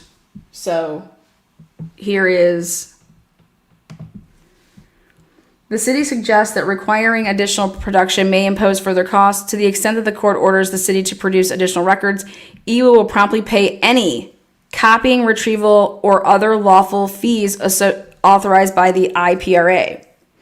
Any issues regarding the calculation or production costs can be addressed after the court determines what records the IPRA. So do you see this right here?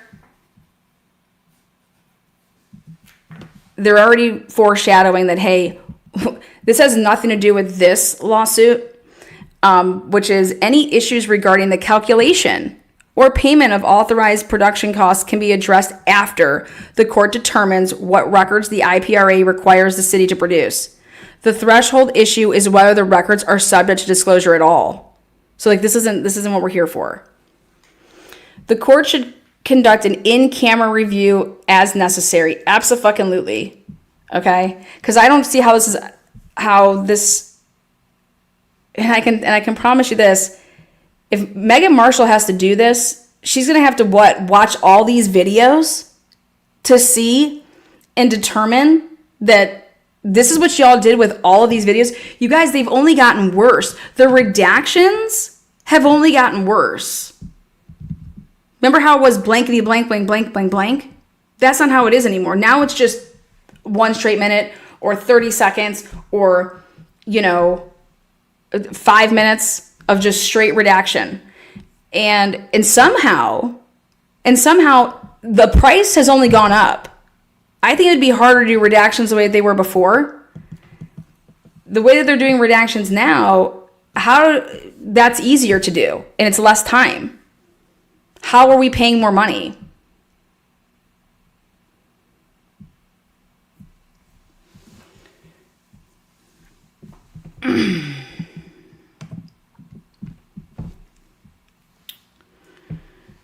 Now, EWU requests that the court distinguish between the two categories of records at issue. First, I just showed you guys, which is the Appendix A. The records identified in Appendix A should be ordered produced in their entirety. Do you see what's at stake here? There should be no redactions to everything I just read to you guys. That's what's under Appendix A. All of that stuff should have no redactions. This is what's on the line.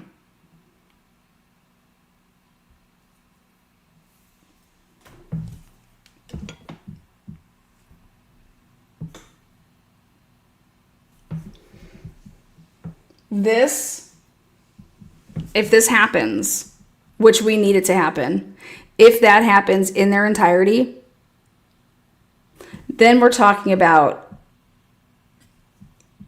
Kaylee, Maddie, Ethan, and Xana's extractions in their entirety.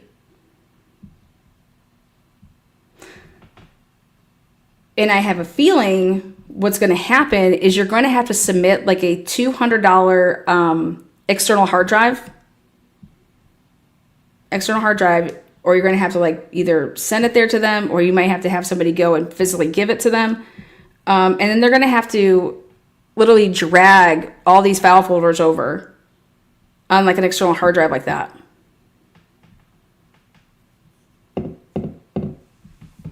And then what you're going to start arguing and fighting about is these file folders.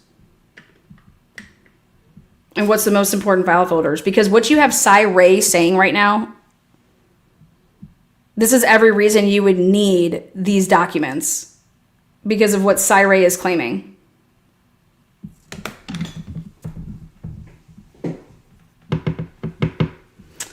Yes, thank you for reminding me about Nelly. Tip your lovely host here today. Tip my ass all the way to Nelly concert tonight. I want to be like JLR. Do you see him just showing up at these rap concerts lately? I was like, okay, JLR, Nelly's in town. I'm about to go to Nelly. He's playing at the Ohio State Fair today. Bella's never been to the Ohio State Fair. I said I would take her. Amen. Enough is enough. All this about money. Yeah, no, it's not even about money. This is all about protecting the work or lack thereof. And I think they should just be bouncing off the walls to say, like, we got this motherfucker. Look at how we did it. The Richards art. Never Stop Being You. Oh, that's never going to happen. Take me or leave me. Lana, I saw the best interrogation last night. I'm going to email you. What's up, little bit? What you been up to? What you been doing, girl? Bubbly Waters is in the house. What's up, Bubbly Waters? Good to see you in here.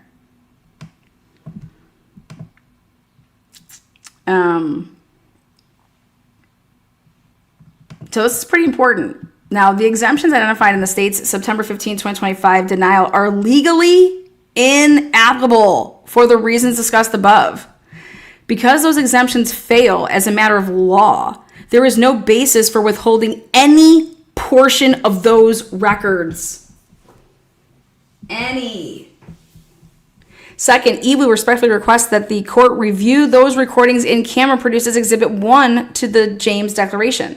I'm going to show you guys what this next exhibit is. The court has already entered a permanent injunction defining the scope of permissible redactions for those recordings.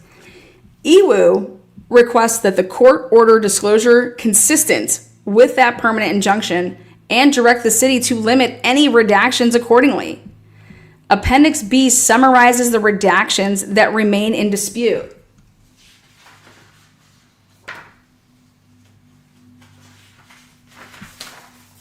I'm going to show you the Appendix B, which is a body-worn camera, so you guys can see like what they're talking about. To the extent that the court concludes that any additional record or redactions remain subject to dispute, EWU likewise requests an in-camera review of those materials. Such review is required by the statute and is the most reliable means of determining whether the city has carried its burden of establishing that a statutory exemption applies to the specific records or portions of records it seeks to withhold. Now, EWU respectfully requests an award of its reasonable attorney fees and costs. Under the Idaho Code 74-124, the court may, in its discretion, award costs and fees to the prevailing party. If EWU prevails, an award is appropriate. Why? Well, I'll tell you why. This litigation should have been resolved months ago. Rather than addressing the petition, the city first sought dismissal on the ground that EWU had failed to register to transact business in Idaho. Like, fuck you people, right? Look at this big FU. That's first F. The procedural challenge delayed consideration of the merits for several months, yet ultimately did nothing to resolve whether the requested records were subject to disclosure under the IPRA. And Megan Marshall's already mentioned that, okay? Only after that issue was resolved did the city substantially respond to EWU's statutory arguments. Even then, the city continued to advance arguments lacking a reasonable legal foundation. Like, this is this amazingly nice worded sentence. The way that I would say this is the city continued to fuck around. Okay? And now they're finding out. And something better happened for them fucking around and finding out. Most notably, the city effectively asked this court to disregard the permanent injunction. The city was an active litigant in those proceedings, yet now advances privacy arguments that are inconsistent with the court's prior ruling defining the scope of permissive redactions.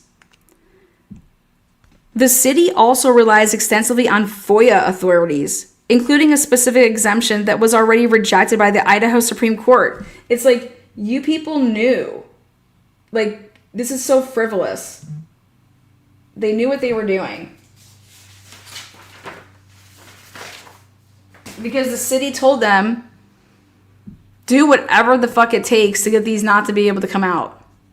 The city also urges the court to adopt interpretations of the IPRA that would add limitations the legislature did not enact, including redefining the word control. Can you believe this? To require exclusive legal authority. This is how they want it to be to this. This is the new definition. To requiring executive legal authority over another agency's records and creating a categorical exemption for records originating with another agency. Those arguments are inconsistent with the statutory text and contrary to the Act's presumption in favor of disclosure. And throughout its briefing, the city emphasized that EWU intends to publish the requested records as part of its media business and suggested that EWU's commercial purpose somehow diminishes its entitlement to disclosure. But the Idaho Supreme Court has squarely held that except where expressly provided by statute, the custodian of the records is to make no inquiry of the person making the request. And the motivation of the person requesting the public record is irrelevant. The IPRA grants the same right of access to every requester, regardless of identity or purpose. The city's repeated reliance on EWU's business model therefore has no legal relevance to the issues before the court and underscores that its refusal to disclose was based, at least in part, on improper and unlawful considerations. An award of attorney fees would also encourage those who have faced unlawful denials of public records to file suit to compel disclosure. This is why I put this in brackets here. This has everything to do with us. EWU can sympathize that the state has had to deal with a crime of great magnitude and with innumerable public records requests stemming from that crime. But you guys, these are duplicate record requests. Okay, for the most part, they are. The requests that EWU has made, we have made. The requests that, you know, when people say, like, are you guys all working together? We are. We're sharing each other's spreadsheets to see what people are requesting. Okay? But so as much as I can see how EWU wants to have this sympathy right here, these requests, they're not in, it's all the same shit. Once they created it, right, then they're just dragging and copying. And here, you want a copy of that? Pay $30. Pay $30 for each copy that's already been produced. It's just a, you know, a duplicate fee of $30. So, however, the city has had over a year to formulate a cognitive theory on why the records at issue in this case should not be disclosed, and it has not done so. So as much as I can sympathize with you're just so fucking busy over there. Okay, it doesn't matter. You've had a year to come up with, you know, legal sound reasons as to why this would be exempt, and all you've done is lie. And you fucking have, you stole a shit ton of money from people. For these reasons, the court should exercise its discretion under this statute and award EWU its reasonable attorney fees and costs as the prevailing party. They should have to pay for this. EWU will submit the amount of those fees and costs in accordance with the Idaho Rules of Civil Procedure, so they're planning on it.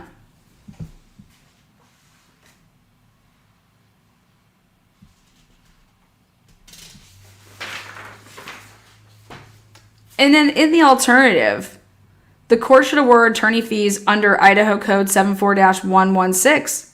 Because why? The city does not merely advance unsuccessful legal arguments. It persists in refusing disclosure by relying on arguments that ignore established authority and attempts to relitigate the court's permanent injunction.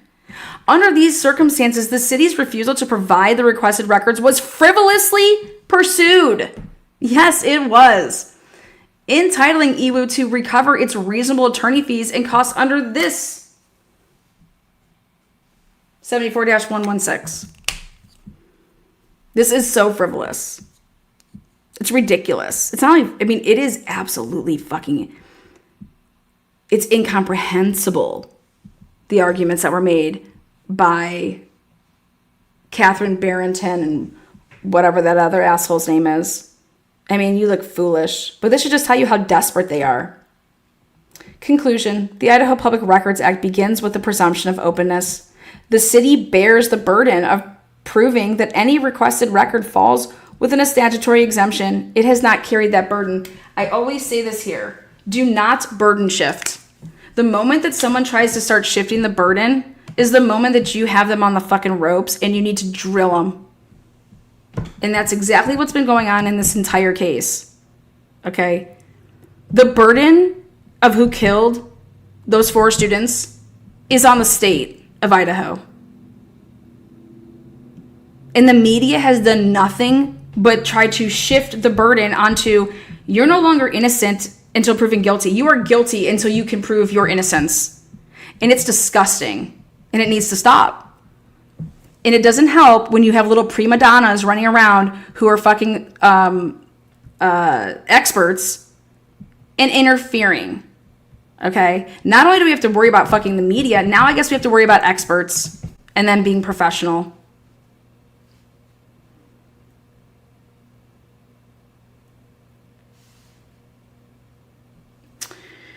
Now, the records identified in B.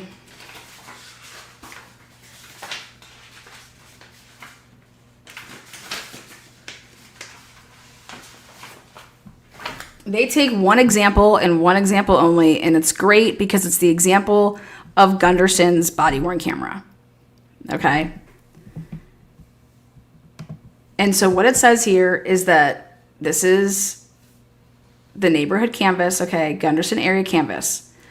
So officer saw Shane Gunderson approaching apartment complex. He's canvassing the whole apartment complex to see if any of the tenants heard anything last night. The address numbers on all apartment doors are redacted. Female tenant answers apartment door. Face is blurred. Officer says he's investigating a crime next door, asks if she heard anything last night. At the 1:30 mark, female tenant turns to a male roommate and asks if he heard anything. Audio is redacted when female tenant says roommate's name. Male roommate's face is blurred. So they went through and timestamped this entire fucking thing. Okay? And I'm sure AI probably helped.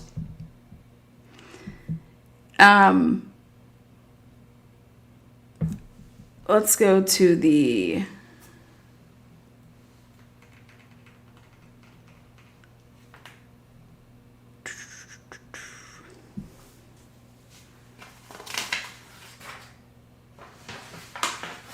Oh, here. Sergeant Gunderson answers a call. Sounds like a fellow officer checking on whom might need assistance.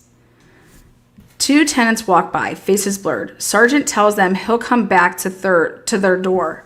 Sergeant Gunderson returns to previous door. Sergeant Gunderson moves up to the next apartment door. Female and male tenant answers, faces blurred. Female tenant mentions her boyfriend leaving the apartment at 5 a.m. We need that. Why? Because we want to work with a vehicle. Okay? I think, is Mark B in chat? Audio is redacted when boyfriend's name is mentioned. Fuck his name. I bet you more things were mentioned besides just his name. But his name will suffice. Audio is redacted when officer shares his cell number. Sergeant Gunderson meets up with male and female tenant who had previously passed by. Faces blurred.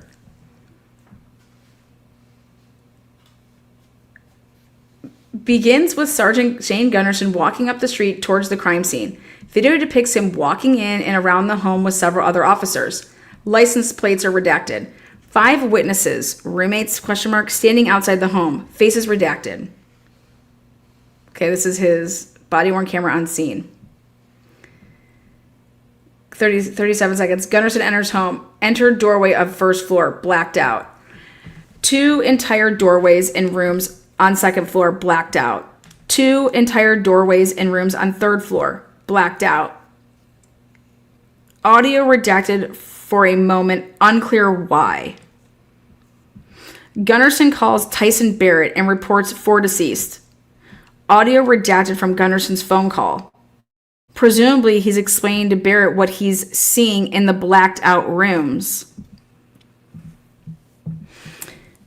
More audio redacted from Gunderson's phone call. More audio redacted. Witness being questioned by another officer. Face blurred.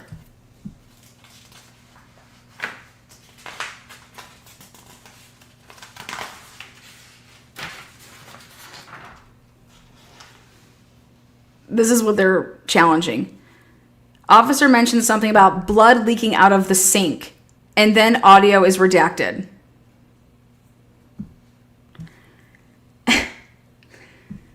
We need that. 12:30, more audio redacted. Witnesses, roommates standing outside the home are blurred out. 14:50, witness/roommate's face is blurred. More audio redacted. Another segment of audio redacted throughout. 36:29, faces blurred on what appeared to just be random passerbyers. 38:48, another face blurred. 2 faces blurred. Face of random driver blurred. Shane Gunderson, outside the home talking to an apparent reporter on scene.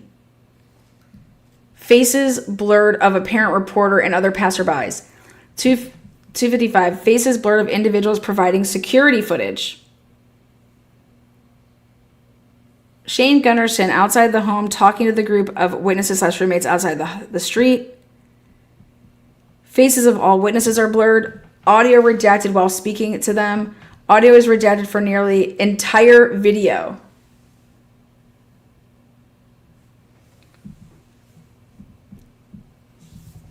Officer Gunderson's phone screen is blurred while he is using it. He appears to be gathering contact or other information from the witnesses and putting it into his phone. 2:05, this is Noonan's arrival. Officer Noons arrives on scene.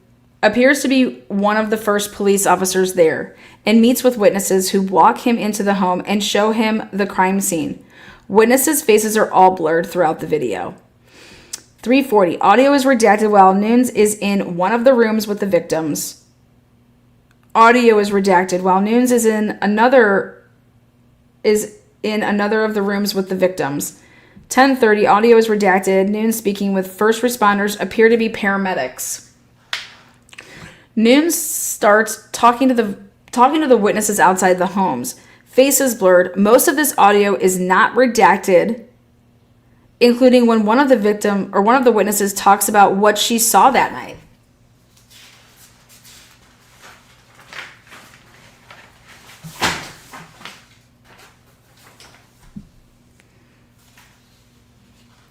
Audio is redacted briefly while talking to a witness.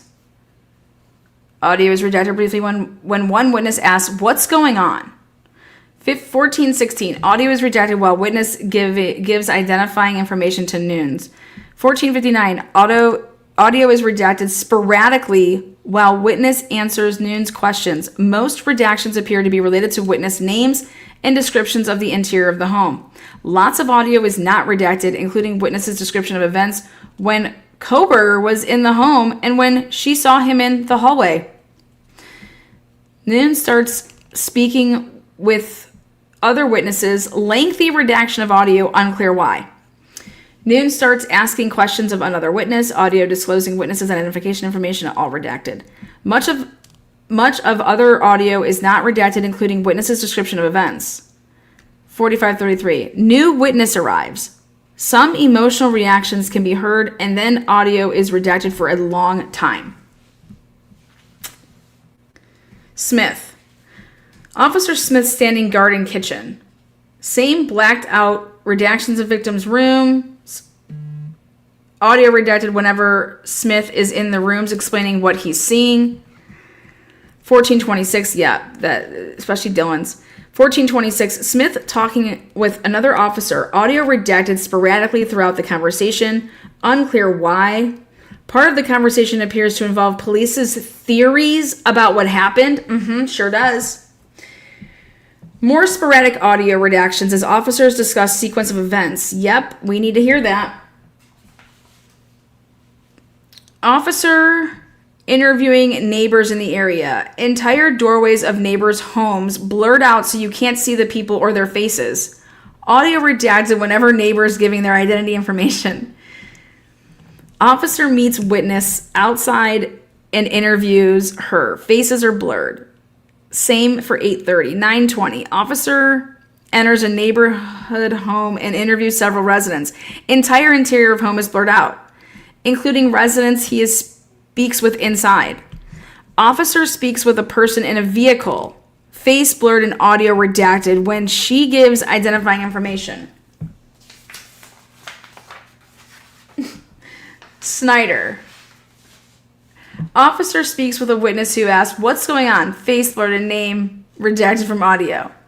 Officer starts interviewing a neighbor. Face blurred. Officer starts interviewing another neighbor. Face blurred. Passerbyers walk up to this officer. Face blurred. Officer knocks on a neighboring door and talks to residents. Face blurred. Audio redacted for names. Short video. Nothing significant happening in video or redacted. Officer approaches neighborhood home and speaks to residents. Faces blurred. Audio redacted for their names and residents are mentioned. Witnesses approach officer. Entire bodies of witnesses are blurred out. Audio redacted for whole conversation. Exactly. Who the fuck is that? Okay. Well, thank you. Awesome. We like to redact. So, wow. Welcome. Truth and transparency. Redact. Donna, thank you so much for your super sticker. Appreciate you. Katie, thank you so much. Cartwheels, Nelly. All right, what do you guys think? EWU, bring it. This is going to be tomorrow. We're going to be live streaming it right here. Live streaming it. They basically dumbed this down for a third grader to understand. Hopefully I helped you guys understand it. Let's see.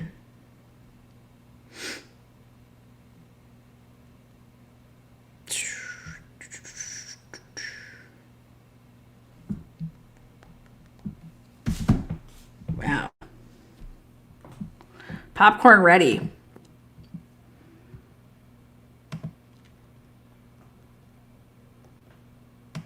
It'll be interesting.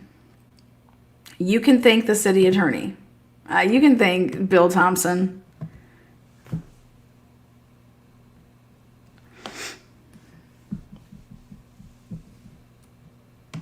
What time is it tomorrow? I don't know. It's usually first thing in the morning, but I'll double check. But it's in the morning West Coast time, so it makes it here like, I mean, if they're doing 9 o'clock in the morning, it's like noon.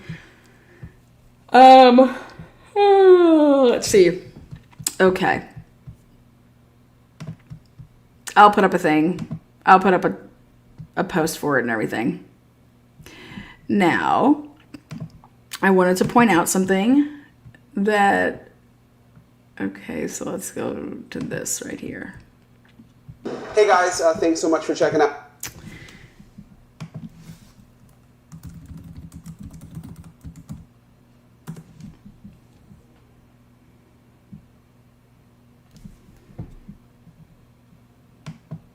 Well, a possible bombshell from the state in the Jared Bridegan. Okie dokie. Hold on.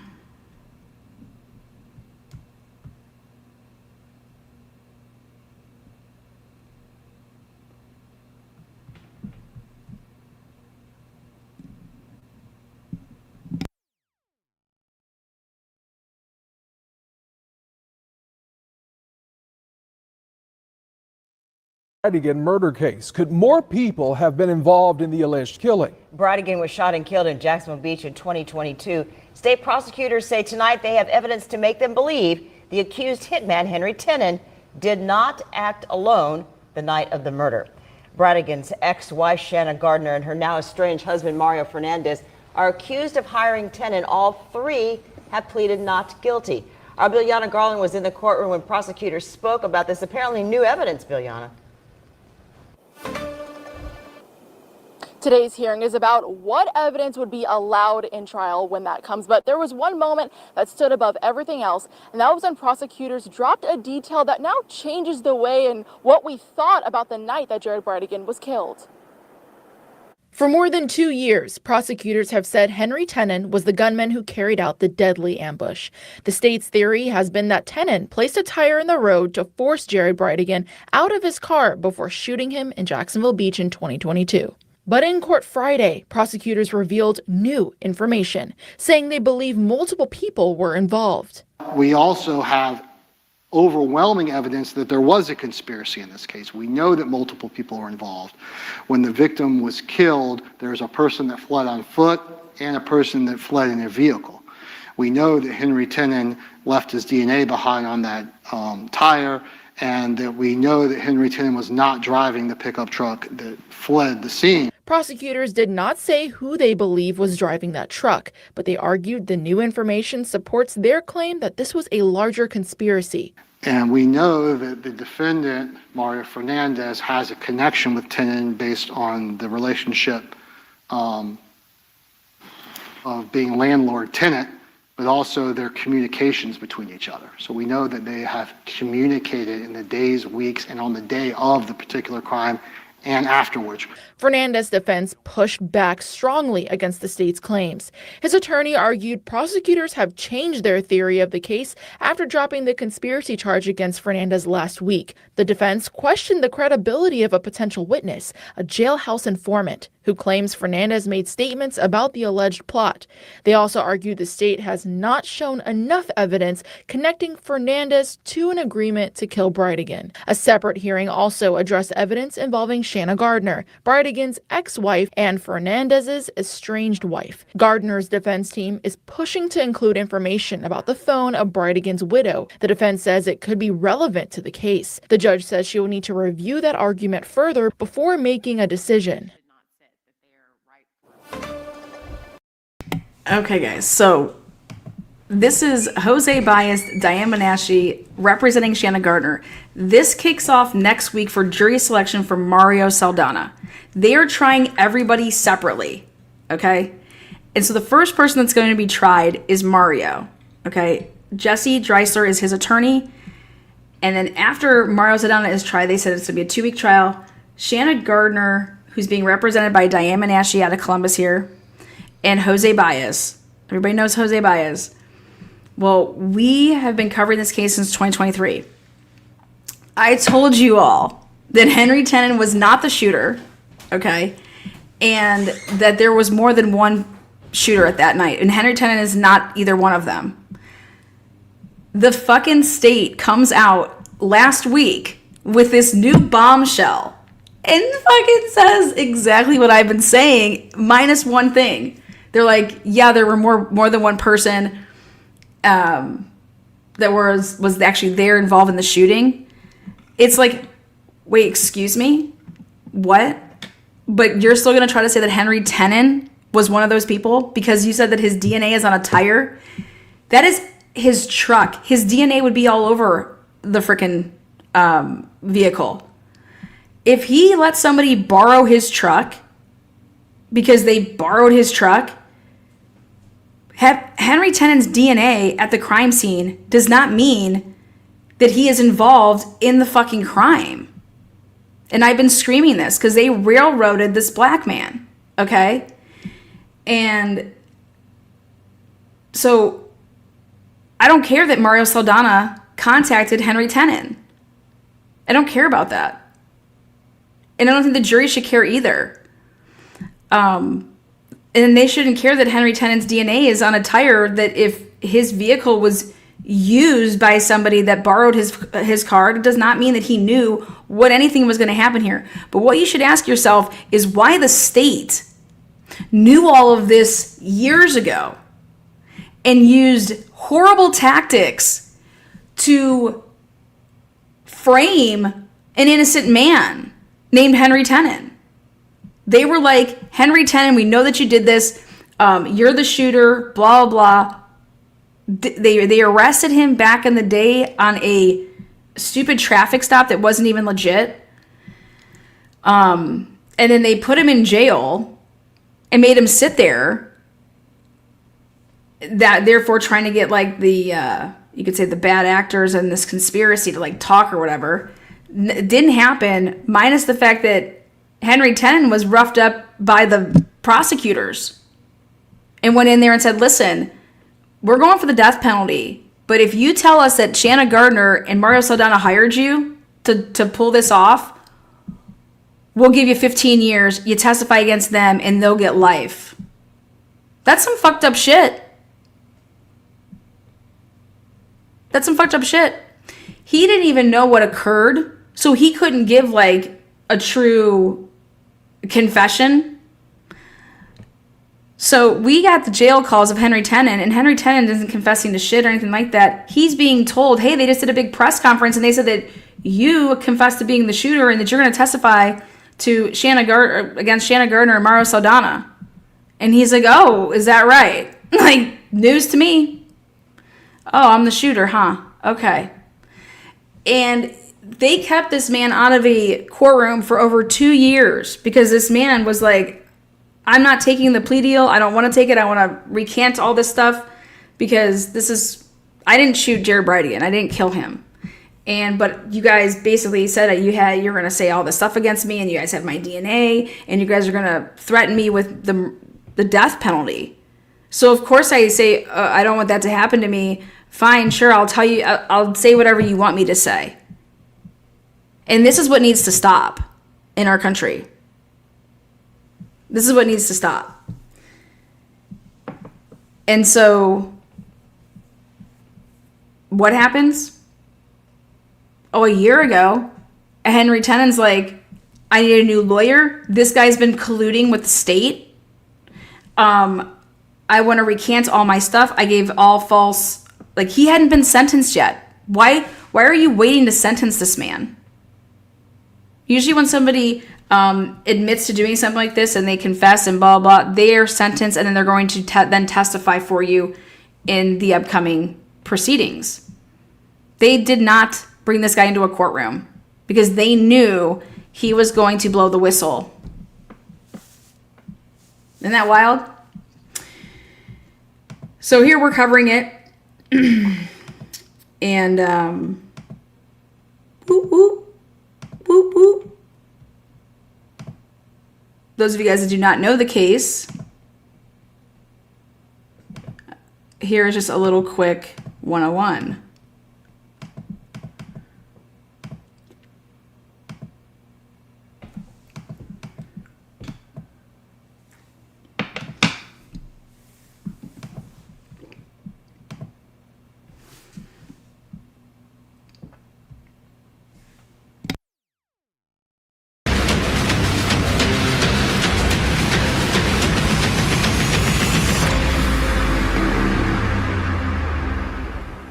I'm Vinny Politan. The subject of my investigation is the murder of a young dad named Jared Bridegan, who just dropped his twins off at his ex's house, a murder witnessed by a very young child.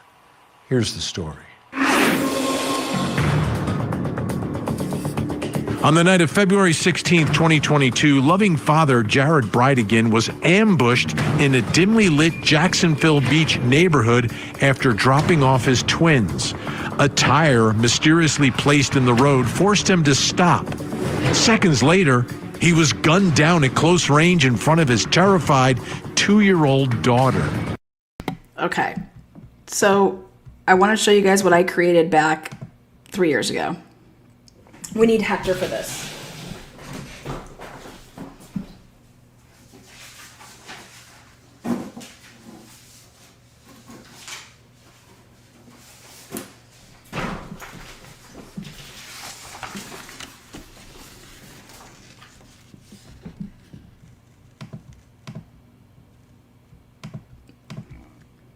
All right, I took all the reports and I took the neighborhood. And I have every single house laid out, who had cameras, who doesn't, who was interviewed, who lives where, you name it, in this case. I then did a vantage point of houses that had cameras, and if they were rings, what their vantage point could possibly be, where the crime scene was, what each person said.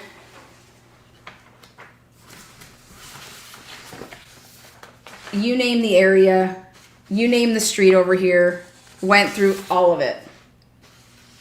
Created a sick ass map.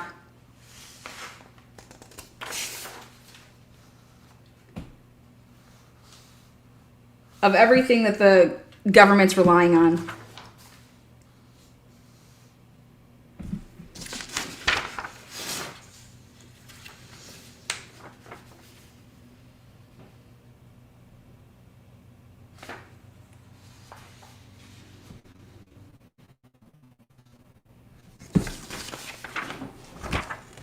Scruffy Jesus.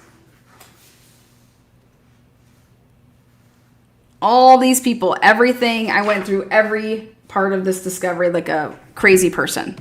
Okay? To put this all together. Now, let's go back over to Vinnie Politan, who did not do anything like that, but the hit appeared calculated, timed for maximum terror and devastation. Investigators tied the plot to Jared's bitter custody battle with his ex-wife, Shanna Gardner, alleging she orchestrated the murder with her current husband, Mario Fernandez Saldana, who recruited hitman Henry Tenon for a $150,000 fee. Tenon pleaded guilty to second. where is that number coming from? Where is that number coming from? $150,000 fee. What? Yeah, no, that's not said anywhere. Anywhere. Degree murder and is now cooperating with prosecutors. In August of 2023, both Shanna and Mario were indicted on first-degree murder, conspiracy, solicitation of a capital felony, and child abuse charges. Prosecutors are seeking the death penalty against both defendants. Okay, this is how old this is. They have since pulled the death penalty. Henry Tennant's not testifying against anybody. Henry Tennant has recanted everything that they allege that he even said, which he never can even describe anything. And so here this is, but this is only just a year ago. So I'm over here wondering why Vinnie Politan has not taken an interest in truly looking at this case and how whack it is. And that the people that were not indicted, that should have been indicted, were ex-fucking cops. Yes, Jacksonville Beach Police / Sheriff's Department. Juan Biggerstaff. Yeah. This is another one of those stories where one parent accused of murdering the other parent. It's hard to understand why you would do that. You know, if these accusations are true, right? Why would you leave your children without a father, regardless of what's going on in the back and forth? Now, a big part of this case was, you know, how it happened. This is an allegation of a murder for hire plot and the emphasis is on plot. There is a plan here on how to take out Jared Bridegan. Matt Johnson, Court TV Justice correspondent, went down to the scene and explains to us tonight exactly how investigators say Jared Bridegan was ambushed and murdered. On February 16, 2022, Jared had one of his scheduled daddy date nights. After dinner, he dropped off his twin daughter and son at his ex-wife's home in Jacksonville Beach, Florida, and headed home to St. Augustine. On the way, he stopped to get his 2.5-year-old daughter Bexley ice cream. She was in the back seat of his SUV. He then called Kirsten, telling her he loved her and would be home soon. Police say he was the victim of a targeted attack on a one-way road he traveled often. Jared came across a tire police say was intentionally placed right here in the middle of the road in the sanctuary neighborhood of Jacksonville Beach, Florida. That's when someone came out of these woods and ambushed the father of 4, killing him on the spot.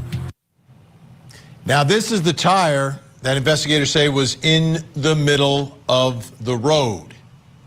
And the man responsible for putting the tire in the road and the man responsible for taking the life of Jared Bridegan has admitted what he's done. He's admitted it. It wasn't the ex-wife who was there. She was with the twins because the twins had just been dropped off. And that brings us to the first question in our investigation tonight. What is Shanna Gardner's alleged connection to the crime? How do prosecutors and investigators intend to link her to this ambush murder? Let's bring in our guests who's going to help us answer that question. Forensic death investigator Joseph Scott Morgan. He's also the host of the very popular Body Bags with Joseph Scott Morgan podcast. And also joining us, by the way, Joseph Scott Morgan joins us on the phone. Also joining us is retired police commander Mike King. He's also the host of the podcast Profiling Evil, plus the author of the new book, Wolves in Sheep's Clothing. Thank you both for being here. I'm looking at this. Let's put this up on the screen. Joe and Mike, let's take a look at this. This is a map of where Shanna's house is and the scene of where this all took place. And it's 2.2 miles, but the murder scene, Joseph, is the one-way exit from this subdivision. So it was pretty predictable of where he would be going. Yeah, and she would have knowledge of this then. Thanks for having me, by the way. Yeah, she would have knowledge of this, and she would know the route.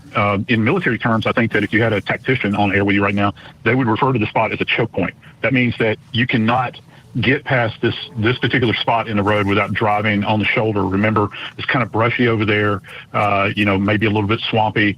And all this guy does is he sees this item laying in the road, and this is not merely a tire vent. This is also a tire with a rim on it. So this is really robust. It's meant to impede or stop for this purpose, stop someone. You're not just going to merely drive over them. Okay, so the first problem I have with this, though, is that they don't know about the crime scene.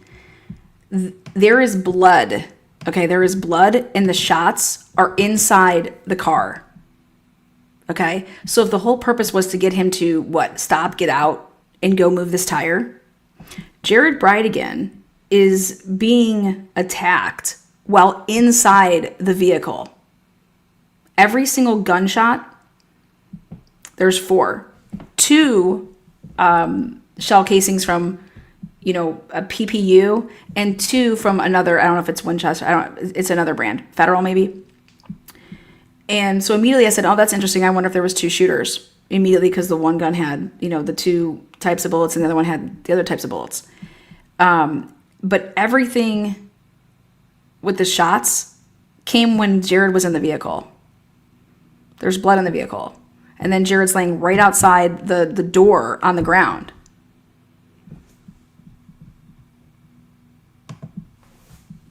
And I said, how could one person do this? How would they know that Jared would truly, stop versus like go around it?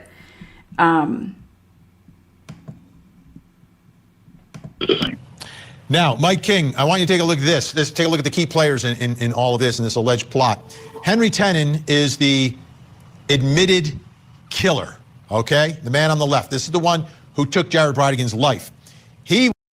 Henry Tenen is saying, no, he did not. They made him say that to give him this 15-year deal so that he would testify against those 2. Was renting a property from Mario Fernandez Saldana. Who is Mario Fernandez Saldana? He is Shanna Gardner's husband. Okay? Shanna is his wife. Who is Shanna Gardner? Shanna Gardner is Jared Bridegan, the victim's ex. Shanna Gardner, in January of 2022, a month before this happened, told him and told the school that they were getting divorced, that they were no longer going to be together. We're waiting, though, until the end of the school year. That way it doesn't disrupt, anything with school. But me and Mario are getting divorced. That was in the interviews from the school that Shanna had told people that. So then right after he gets this, Shanna Gardner's family has money. Right after he gets this news, within a month, Jared Bridegan's murdered. The life that he was living due to, I believe, Shanna Gardner's lifestyle, he would no longer have if they got divorced, right? Wife, ex-husband. So these 2 are split on the left. The 2 in the middle are together. And Mario is connected to Henry because Henry was renting some property from Mario. So looking at this connection, how difficult, Mike, is it going to be to make this connection, right? When you have a murder where the person who's going to be on trial didn't actually pull the trigger and commit the murder itself. Physically. Yeah, I think there are too many coincidences in something like this, Vinny. I mean, clearly, this guy doesn't know Jared Bridegan. He doesn't hang out with him. He doesn't work at Microsoft. He doesn't go to the church that Jared goes to. And all of a sudden, there's a connection that causes him to make a targeted hit, not an opportunistic hit of some guy trying to rob somebody on the street. This is an execution. And so it's pretty easy to start following the breadcrumbs back to a husband of the former wife, and the husband's connection to him as his landlord. Okay, and so now what do you do, Mike, when the person says, I did not shoot anybody, and the government laid all this stuff out? Then the government said to say X, Y, and Z, and we'll give you 15 years because we have you dead to rights. It's your DNA on that tire, and we're coming for your ass, and you're going to get the death penalty.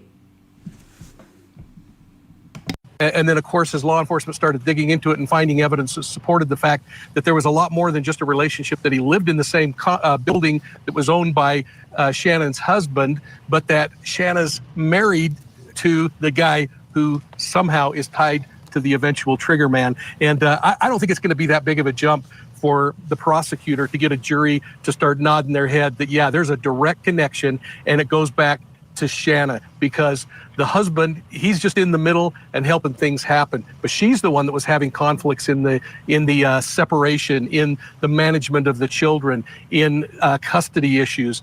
And I think it's going to be a really tall mountain for them to climb, especially when the trigger man says, by the way, I was doing something at their bidding. Absolutely. He got a deal for second-degree murder, so they'll try to undermine his credibility that way. But see how this was obviously done before. You should ask yourself why that he has not come out and discussed this at a whole nother length. He needs to. You know, he's the one filling in a lot of the blanks here for prosecutors. Now, this Florida case, Joseph, reminded me of another Florida case that we're covering involving the murder for hire of another father paid to Henry Tenen. And I want you to take a look at these checks. Tenen told police that they would total $150,000, but on the memo lines, one of them says landscaping and clearing. Another one says keeping up with the roof.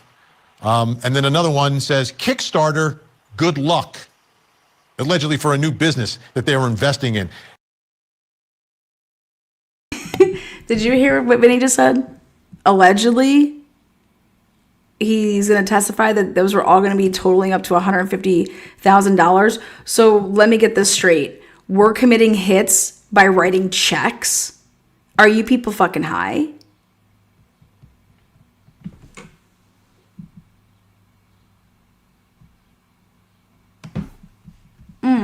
Okay. That may be where the defense goes with this, Joseph, that, he would do some handy work around and we were going to invest in this new business. Prosecutors obviously saying the business is murder.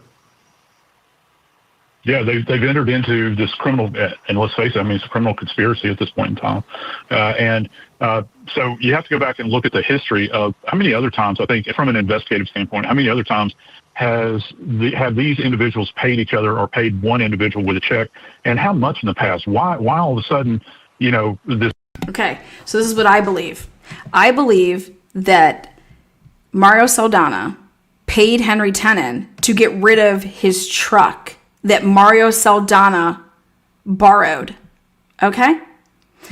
And don't know why he did it this way, but if you add all that up, like, hey, I need you to get rid of that truck, because what happens? Somebody borrows that truck. This is going to come out. Somebody borrows that truck, and Henry Tenen had no fucking clue that they were going to go use it for a goddamn murder. Okay, why? Why would he think that? He doesn't talk to Mario like that. They're not boys like that. Okay? He borrows his truck. They end up using this truck. Then he needs Henry, because guess what comes out all over the television screens? A picture of a truck. I need you to get rid of this truck. I'm going to pay you money for the truck to get rid of it. And here, get yourself something else. That's what it looks like to me. Okay? Again, the dates of these checks are probably pretty important. But to try to tie Gardner to this, to what Mario's doing, how? Because I'm going to go and take Scott Morgan's own words and say, when was this type of shit ever happening? When was Gardner ever involved in check? Who writes checks in 2022? Come on, right? But this guy did do, don't think for a second he wasn't doing handiwork and shit like that. But this whole pallet business crap, who pays somebody $10,000, $2,000 check, $3,000 check, and a $5,000 check, and it was on 3/28/2022. What was that date? 4/4/2022, and I think this one was either 3/8 or 5/20. I can't even tell, but these are all dated after the murder by like a long stretch. So there is no money exchanged before the crime to Henry Tenen. That's important for me. These weren't like given to Henry Tenen before the crime. So who the hell goes and commits a murder on layaway? Tell me that. The last time I saw somebody go committing murders on layaway and using checks. Yeah, no.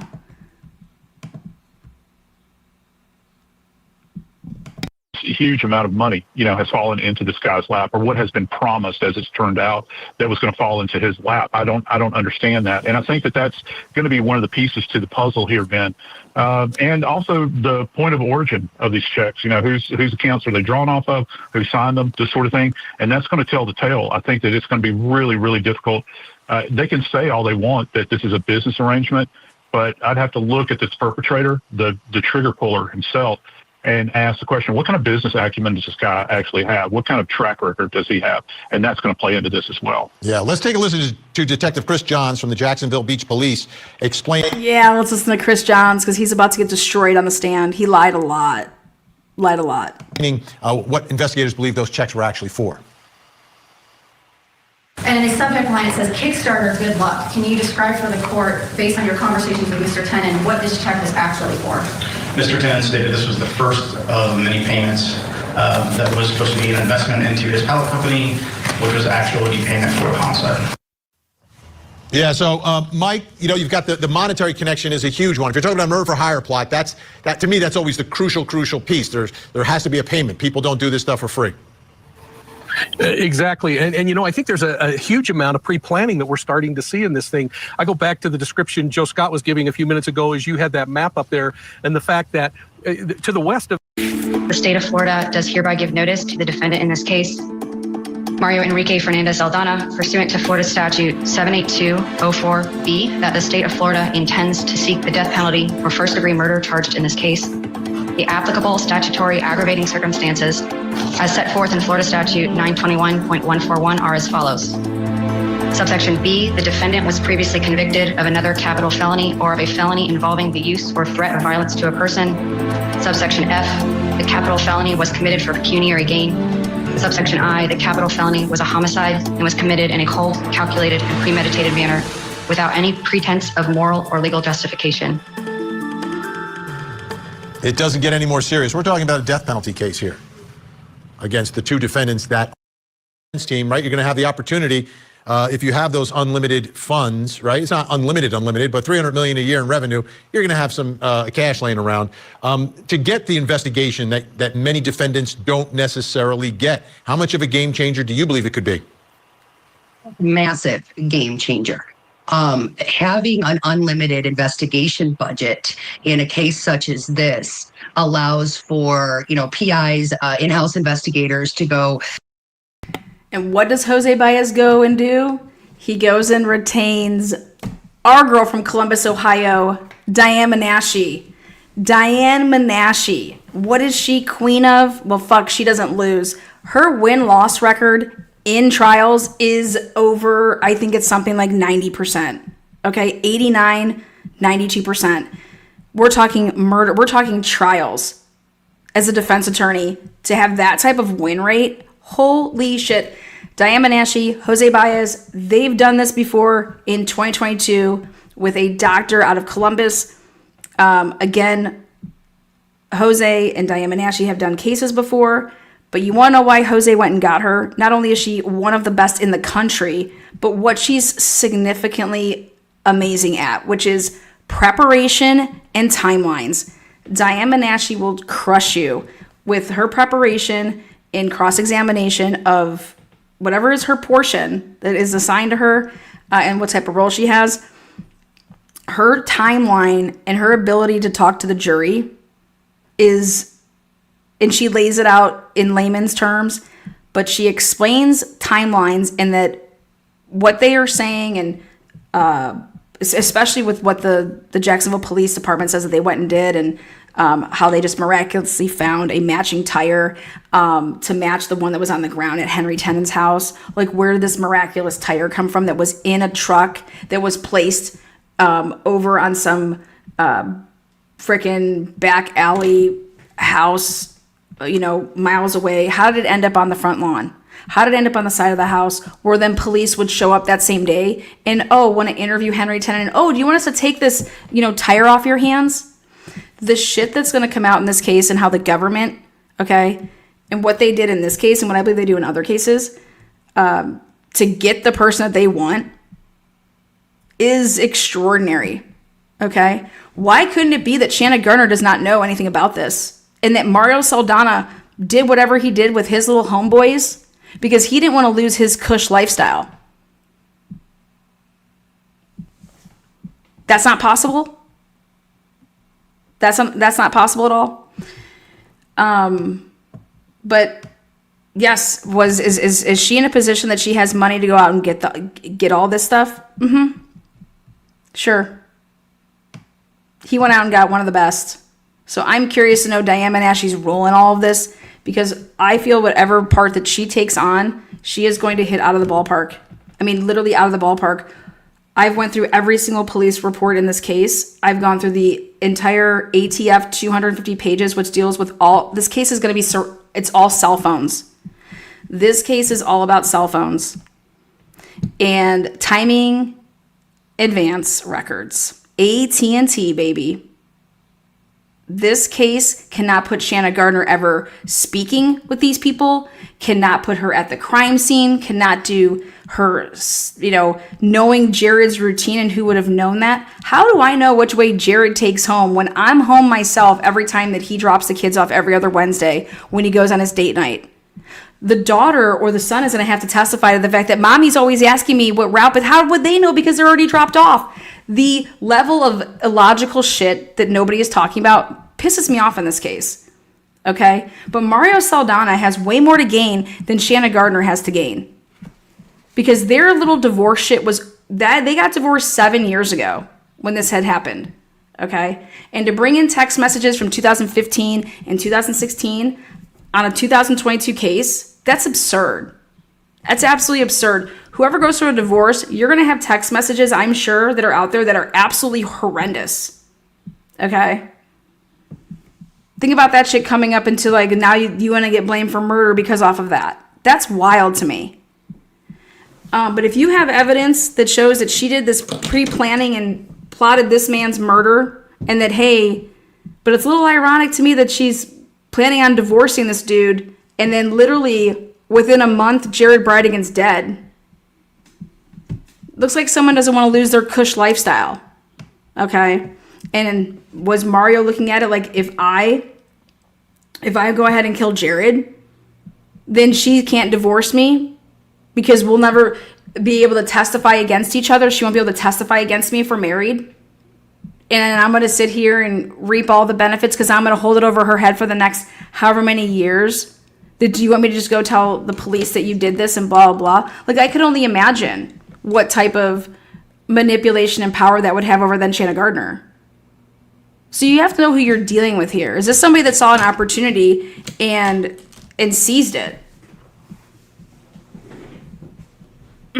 I mean, I don't know how the defense is going to go about defending Shanna Gardner, but I can tell you this. Henry Tenen is not going to be used in any way, shape, or form to be said that he was hired by Mario or Shanna Gardner. Because it didn't happen like that. And that's the facts. The people that were not indicted in this case should bother you. And that big name is John Biggerstaff, who is an ex-cop. Ex-cop. Why wasn't he indicted? His son is a cop in Texas. Jared was shot with a 10 millimeter. That's what John Biggerstaff had before he was picked up by the feds for running a prostitution ring.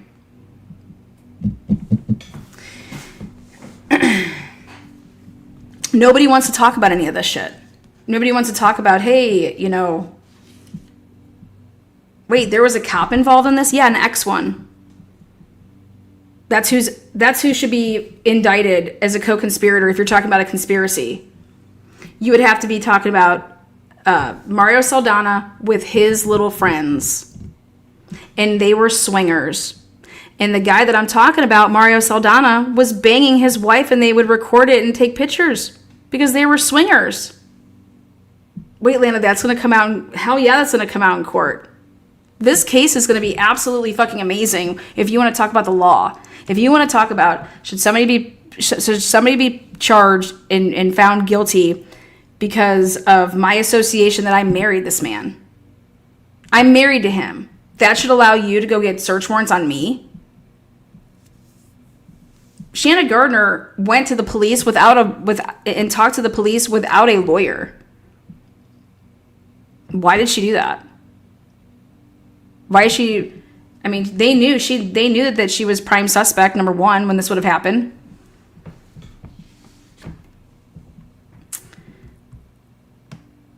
Makes you start thinking. Find and cover anything that could point to one of these other men. You know, we have 3 defendants here, and it's about reasonable doubt, and not just the unlimited investigation budget, Vinny, but also the unlimited PR budget. Especially if this case does not, get a PR budget. They have done nothing to PR this case. Nobody's been out here talking about this case at all. Nobody. So when this was made and I'm listening to, I think this is Erica talking. I'm like, what is she talking about? PR budget. Who's PRing out here? Nobody is talking about this case. And I was wondering why. I'm wondering why none of the big, and I'm going to tell you why. I don't need to wonder. I know why. Because Jose Baez and Diana Nashi and Nelson and everybody else on this team is going to absolutely open the ass of Jacksonville Police Department and the Sheriff's Department and the ATF. And most importantly, the prosecutors, which is the AG's office over there. Why, Lana? Because they made false statements repeatedly in probable cause warrants. Repeatedly. To be able to obtain things.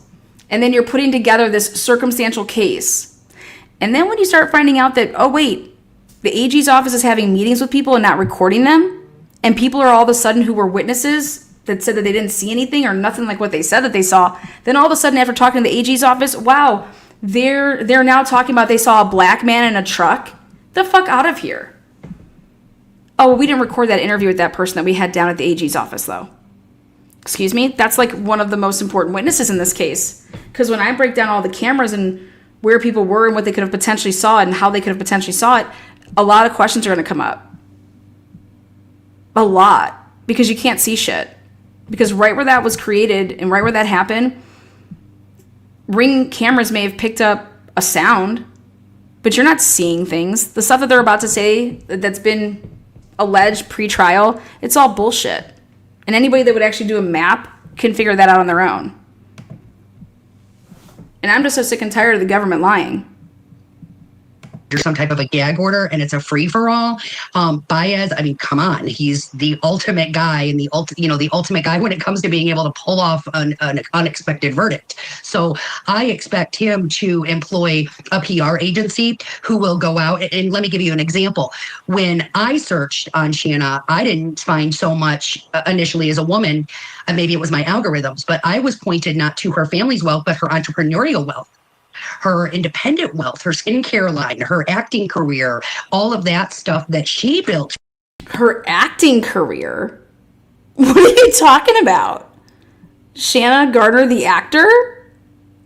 No, maybe you came up across what's her name? Gardner. Dude, they just let anybody on Court TV. I swear to God, man. From the ground up. And so she co-founded a women empowerment organization.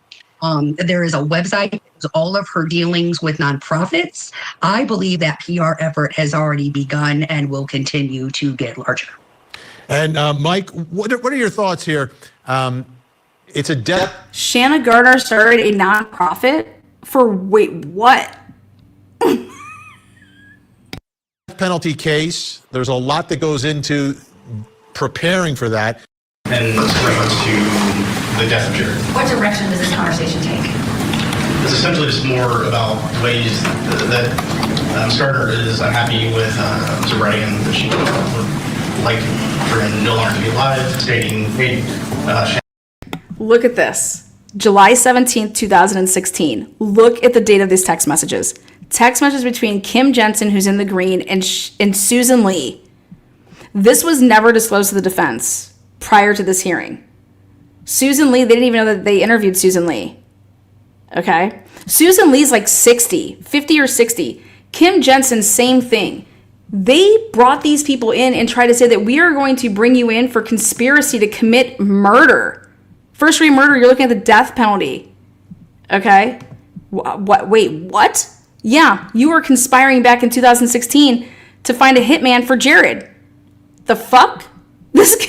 So we got our hands on the Kim Jensen interview. Okay? It's out. It is out. The video recording of Kim Jensen's interview with the police, aka Detective Johns here, who, by the way, has never done a homicide in his entire life. This is his first case, and he got the lead in one of the most complex cases that Jacksonville has seen in a while. A murder for hire you're going to give to somebody that doesn't know anything. Well, I figured out why. Because you get a lot more leniency with the judges with search warrants when they can make mistakes, okay?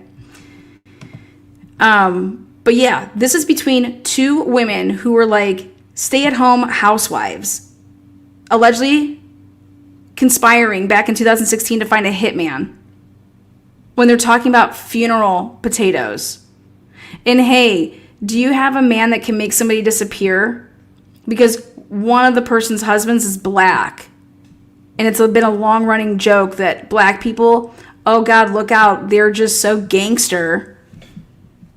And he's a guy who does permanent disappearing acts. And she says that she needs a magician for stupid, referring to Mr. Bridegan, and asks if she knows anyone who can basically accomplish this. Things were bitter between Shanna Gardner and Jared Bridegan. I mean, but they shared children, the twins. And Jared Bridegan was not, was going to be a part of their lives. And there was an ongoing tension about all the decisions that go into raising twins together when you aren't together. I want you to take a listen to this interview. Matt Johnson spoke with Jared Bridegan. She may elect to serve as the trustee by delivering a sign around Shanna Gardner's trust named Mario, her now estranged husband, as the trustee. But there was a clause stating, furthermore, and notwithstanding the foregoing, when our daughter Shanna shall have no further legal entanglements with her ex-husband, Jared Bridegan, she may elect to serve as the trustee by delivering a signed and notarized document to the trustee then in office. She gets control of her money when Jared is out of the way.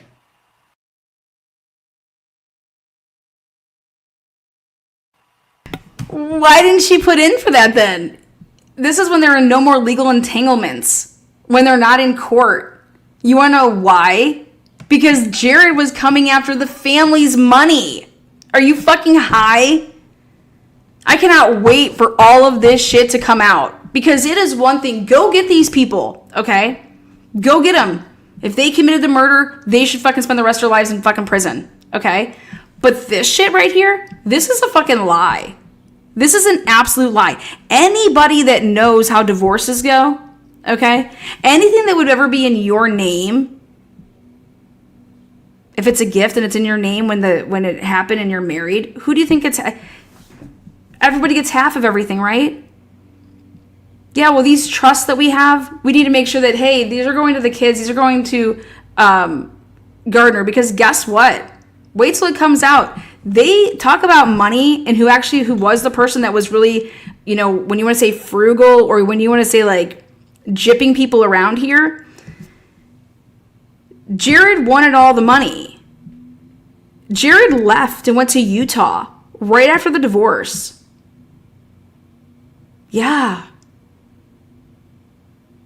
When all this stuff comes out, and then it was like, he got half of the house. He got his payoff. Here you go. Here's this, here's this, here's this. The family actually gave him a ton of money to go do some app. Like, we're talking $150,000. They had some ridiculous stipend that they would get each month. Like, it was like $12,000. At the end of the day, when actually the money stuff comes out, it's not going to look good for Jared. That's the truth. And talking about this stuff and making it seem like what it is it's just not, and it's going to come out. But I've read the 800 pages of their divorce. Go read them. They're out there. Go read the 800 pages. It'll blow your fucking minds how the media has spun this. It'll literally blow your fucking minds. But that's the media. And so I personally think that the media is so afraid of Jose Baez that they won't even cover the case. That's what I think. Because I keep asking myself, why is nobody covering this case? Because Jose Baez came out and did a press conference and said, hey, this is not what you think. Do not take the guided tour. All you reporters out there, I don't have press conferences on the stairs like this. Here, why don't you guys start asking these type of questions? He said the same thing that Richard Allen's attorney said. Same thing. Don't take the guided tour. This is not what you think, and you need to look into this. You need to see what's been done here. And he was showing examples of all of the misconduct of the AG's office. And there is a ton of it. So much so that, why do you think the death penalty's gone? Why do you think that against Mario, a ton of stuff cannot come in on this case? Because of what the state did and how they did it. And it's only going to get worse when we watch this trial. So the trial that we didn't get to see with the Brian Kohlberger case yet, we're going to see it here. And it's bad. And it's going to expose some really shady shit what the prosecutors did. And it's no different than what Bill Thompson and Ashley Jennings did. It's coming out. Because unlike Shanna Gardner, she's not represented by Ann Taylor in the public defender's office. She's represented by Jose Baez, who went out and got and surrounded himself with the best people at what they're good at. And it's about expose the investigation. Go ahead, expose it, because it should be exposed. And you want to know what they're fighting over right now, right before trial? They're fighting over the widow's cell phone. Lana, why? Because the widow's cell phone, she was engaging in messages with a witness named EF. Her name is Erin, a girl, Erin. And do you know who EF is? EF is the witness that is going to talk about when I told you that the AG's office had a second interview with this girl and they didn't record it. Yeah, welcome EF. There's another girl that she got married during the course of this. So it seemed like it was two different people, but then I realized, I was like, oh my God, no, that's the same person. She just got married to the boyfriend that she was out with walking the dog. They were just boyfriend, girlfriend at the time. And now during the course of this, they got married. Her last name begins with an M.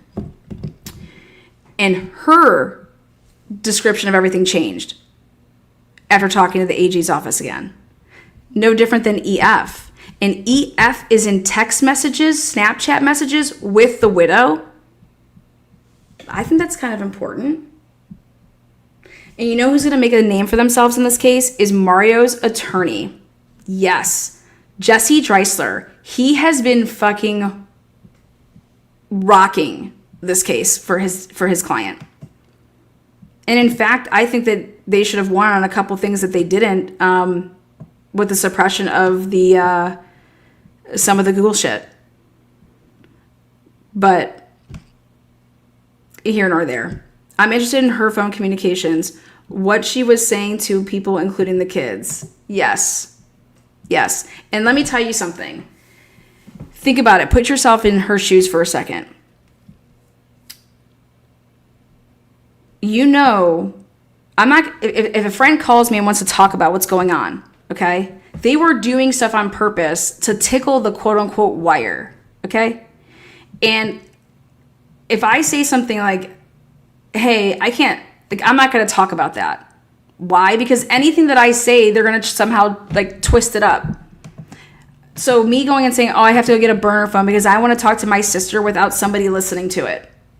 That doesn't mean I'm doing anything nefarious. It's after the fact. Of course, they just arrested somebody. You don't think, or we're during it, we're going to be talking about it. And by her saying certain things like, oh, that I had to go get a burner phone, that's just what you refer to them as. But what's going to be important, this is why Diane Menashe fucking rocks, and anybody that can do timelines rocks. You need to lay it out for the jury to see that everything was reactionary from what the government was doing.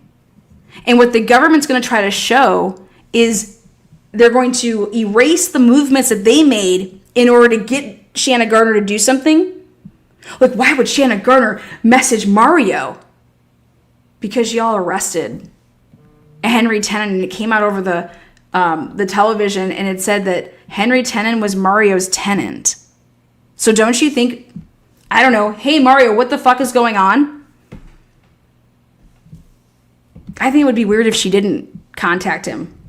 But what they're going to leave out is the timeline of, oh, that's right after we arrested Henry Tenen, that Shanna Gardner reached out to Mario and said, what the fuck is going on?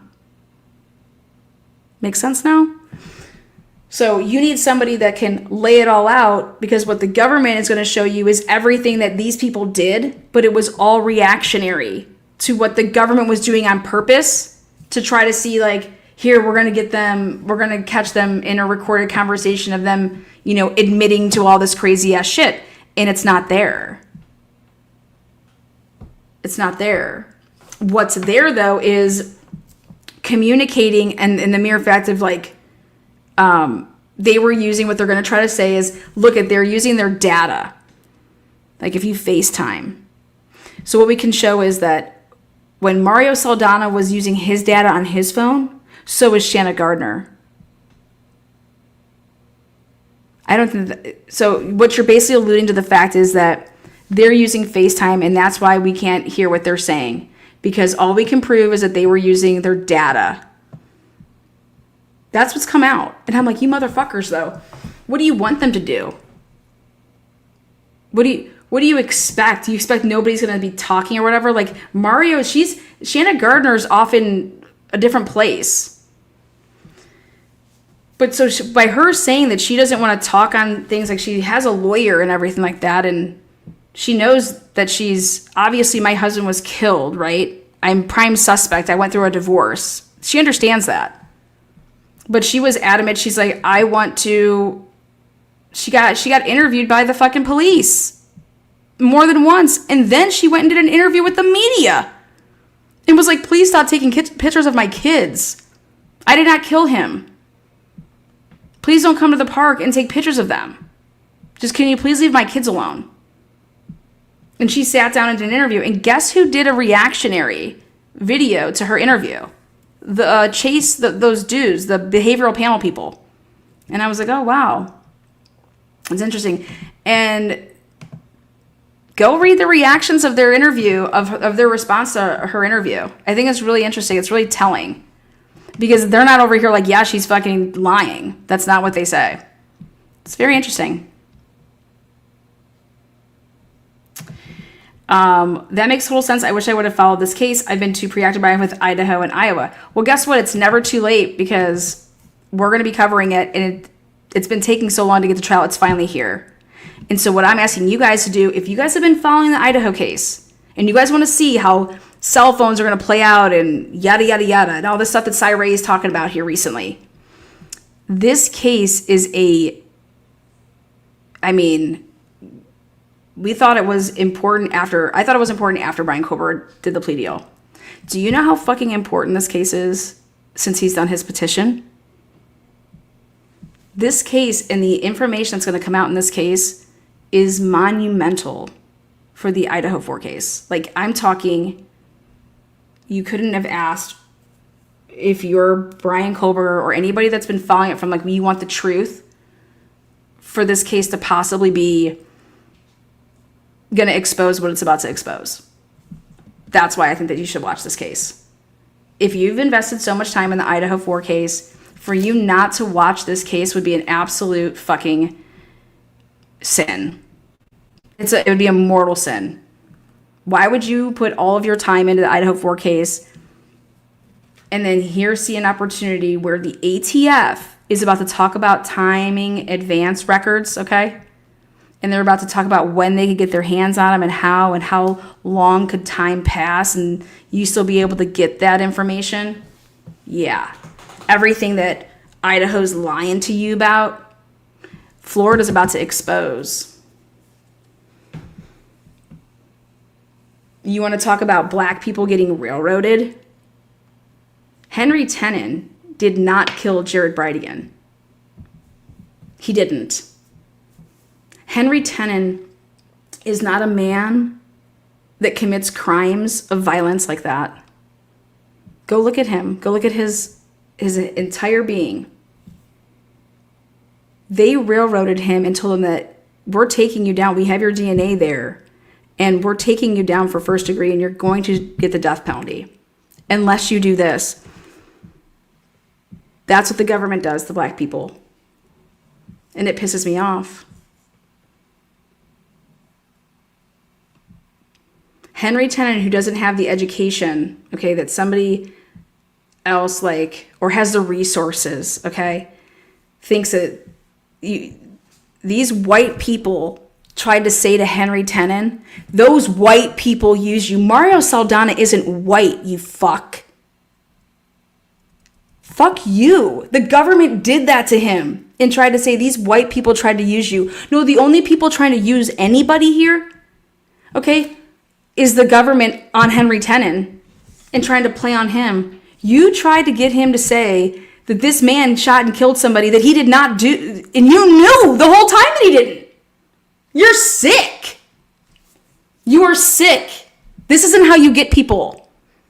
But this is what the government's been doing, and it's going to come all crashing down. And I'm fucking here for it. We're going to be in Jacksonville, and we are running a live feed out of Ohio. So I am following and documenting. I want this from the standpoint of Diana Nashi, how she got involved. I'm from Ohio. I want to document everything that Diana Nashi is doing in this case because I want to create a little of my own personal documentary that I want to showcase her work and how she works with Jose Baez. And I'm just hoping that one day, hey, when she's presented with the opportunity to be a part of it and to speak on her experiences with it, that she does. And she got to work with Jose Baez in Ohio on a case, and now she's going to his jurisdiction, basically to Florida, to work on a case and to compare the different laws with that. And but Jose Baez brought her in for a reason. It's because she's really fucking good at what you need in this case. This is a complex case that involves fake timelines that the government is trying to throw down the throats of jurors. And if you have somebody who can clean that shit all up, you're going to really expose the government. And so I'm fucking here for it. And I know that Diana is representing Michael McKee here in Columbus. And that's going to be tough because, as you guys know, with our stance on that case is we provided information from our channel to help find out if he was involved. And my name's probably all over that fucking discovery for throwing in tips. So I can only imagine. But as a professional, Diana Nashi is a professional. And I expect her to represent Shannon Gardner to the best of her ability. And I think that if Shannon Gardner didn't do this, that she shouldn't go to prison for it. Just because of what Mario Saldana did with other people for a reason of to keep his cush lifestyle or to use it to blackmail her for the rest of her life or extort money out of her. I just don't think that that's right. So, and I want Jared to get justice. Okay, but if Gardner truly did not know that this man was going to fucking go and do that, I think that the government should have to prove all of this. So I want you guys to all watch this case as like you were a juror then, if you don't know a lot about it. Treat it like, hey, let's watch this as you're a juror, and could you find beyond a reasonable doubt that what the state's alleging happened that way? So, and I want to know what they're going to do and how they're going to do it now that Henry Tenen is pulled from, because Henry Tenen is what allowed any and all of this to happen. And now you don't have him. And so I knew that their case would have to change because you don't have Henry Tenen testifying now. And so what happens at the last minute? Oh, now there's multiple people that were involved at the scene. Oh, is there the state? Oh, okay. That's what I say about that. I've always known that there was at least 2 people at that scene because that's the only way you can ambush somebody. You'd have to have a car in front and you'd have to have a car behind. And now if you're saying that somebody was on foot, that's 3 people, not just 2. So go and tell me these 3 people. And why have you left these other people unindicted? Why wasn't John Biggerstaff indicted? Where's the gun that shot and killed Jared Bridegan? Where are the 2 weapons? Because I believe that there's 2 weapons. Where are these weapons? There's no murder weapon. Why is Jared Bridegan's DNA on the bullets, on the shell casings? How's that possible? That's really interesting, Leanna. How is that possible? I don't know. It seems like he loaded these guns. Yeah. Everybody's in for a rude awakening. But you're innocent until proven guilty, and that needs to start being like really enforced. And seeing that the media is taking a back seat to our constitutional rights, that stop listening to legacy media and start representing your own interest, which is everybody has the constitutional rights of what we're afforded. And it should just be that way. And when people commit crimes that are this heinous, trust me, there is no such thing as a perfect murder. You just need better people to be in power positions, not chaps. And the Jacksonville Police Department had a bunch of chaps, and so did the Sheriff's Department. And then they got Lindsey Butler from the ATF to basically be in cahoots with Stifler, the DA, or not the DA, but the she is the what? She's one of the assistant attorney general people. Was lying, and she said that she was like the taint team. Bitch, you weren't the taint team. All this shit's coming out, man, and I'm fucking here for it. All these people in Florida, guess what, guys? Unlike Idaho, you get deposed. Jose Baez already knows everything that these people are going to testify to, because he got to depose every single person that's in the discovery, whoever he wanted. They've done something like over 50 depositions, and that includes law enforcement, that includes witnesses. Yeah, that doesn't happen in Idaho. It needs to happen in every state. That needs to change. You should be able to depose anybody that's in the discovery that the state plans on using. Well, in Florida, you get to do that. And we got the transcripts of Lindsey Butler's deposition. Holy shit, her and Angel from the ATF, woo-wee, I would not want to be them. Actually, I think Angel's from the Secret Service, but how this case immediately garnered the Secret Service and the ATF involvement should just blow all of your minds. And yet they put a chap like Johns, who's never done a freaking homicide in his life, as lead detective. Make that make sense. So tomorrow we got EWU in the morning. And then we still got to talk about Nolan Wells this afternoon. Some maybe late night. Nolan Wells case is out of control. But thank you guys so much for your support. Again, type it up.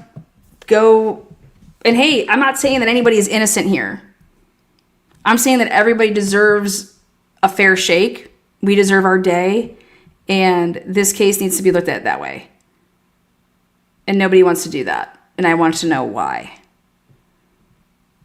And I want to know why nobody's covering this case. Nobody's even talking about this case. It's because it's going to expose the government. That's why. Shh. But we gonna spread it. See you on the next one, guys. Peace out.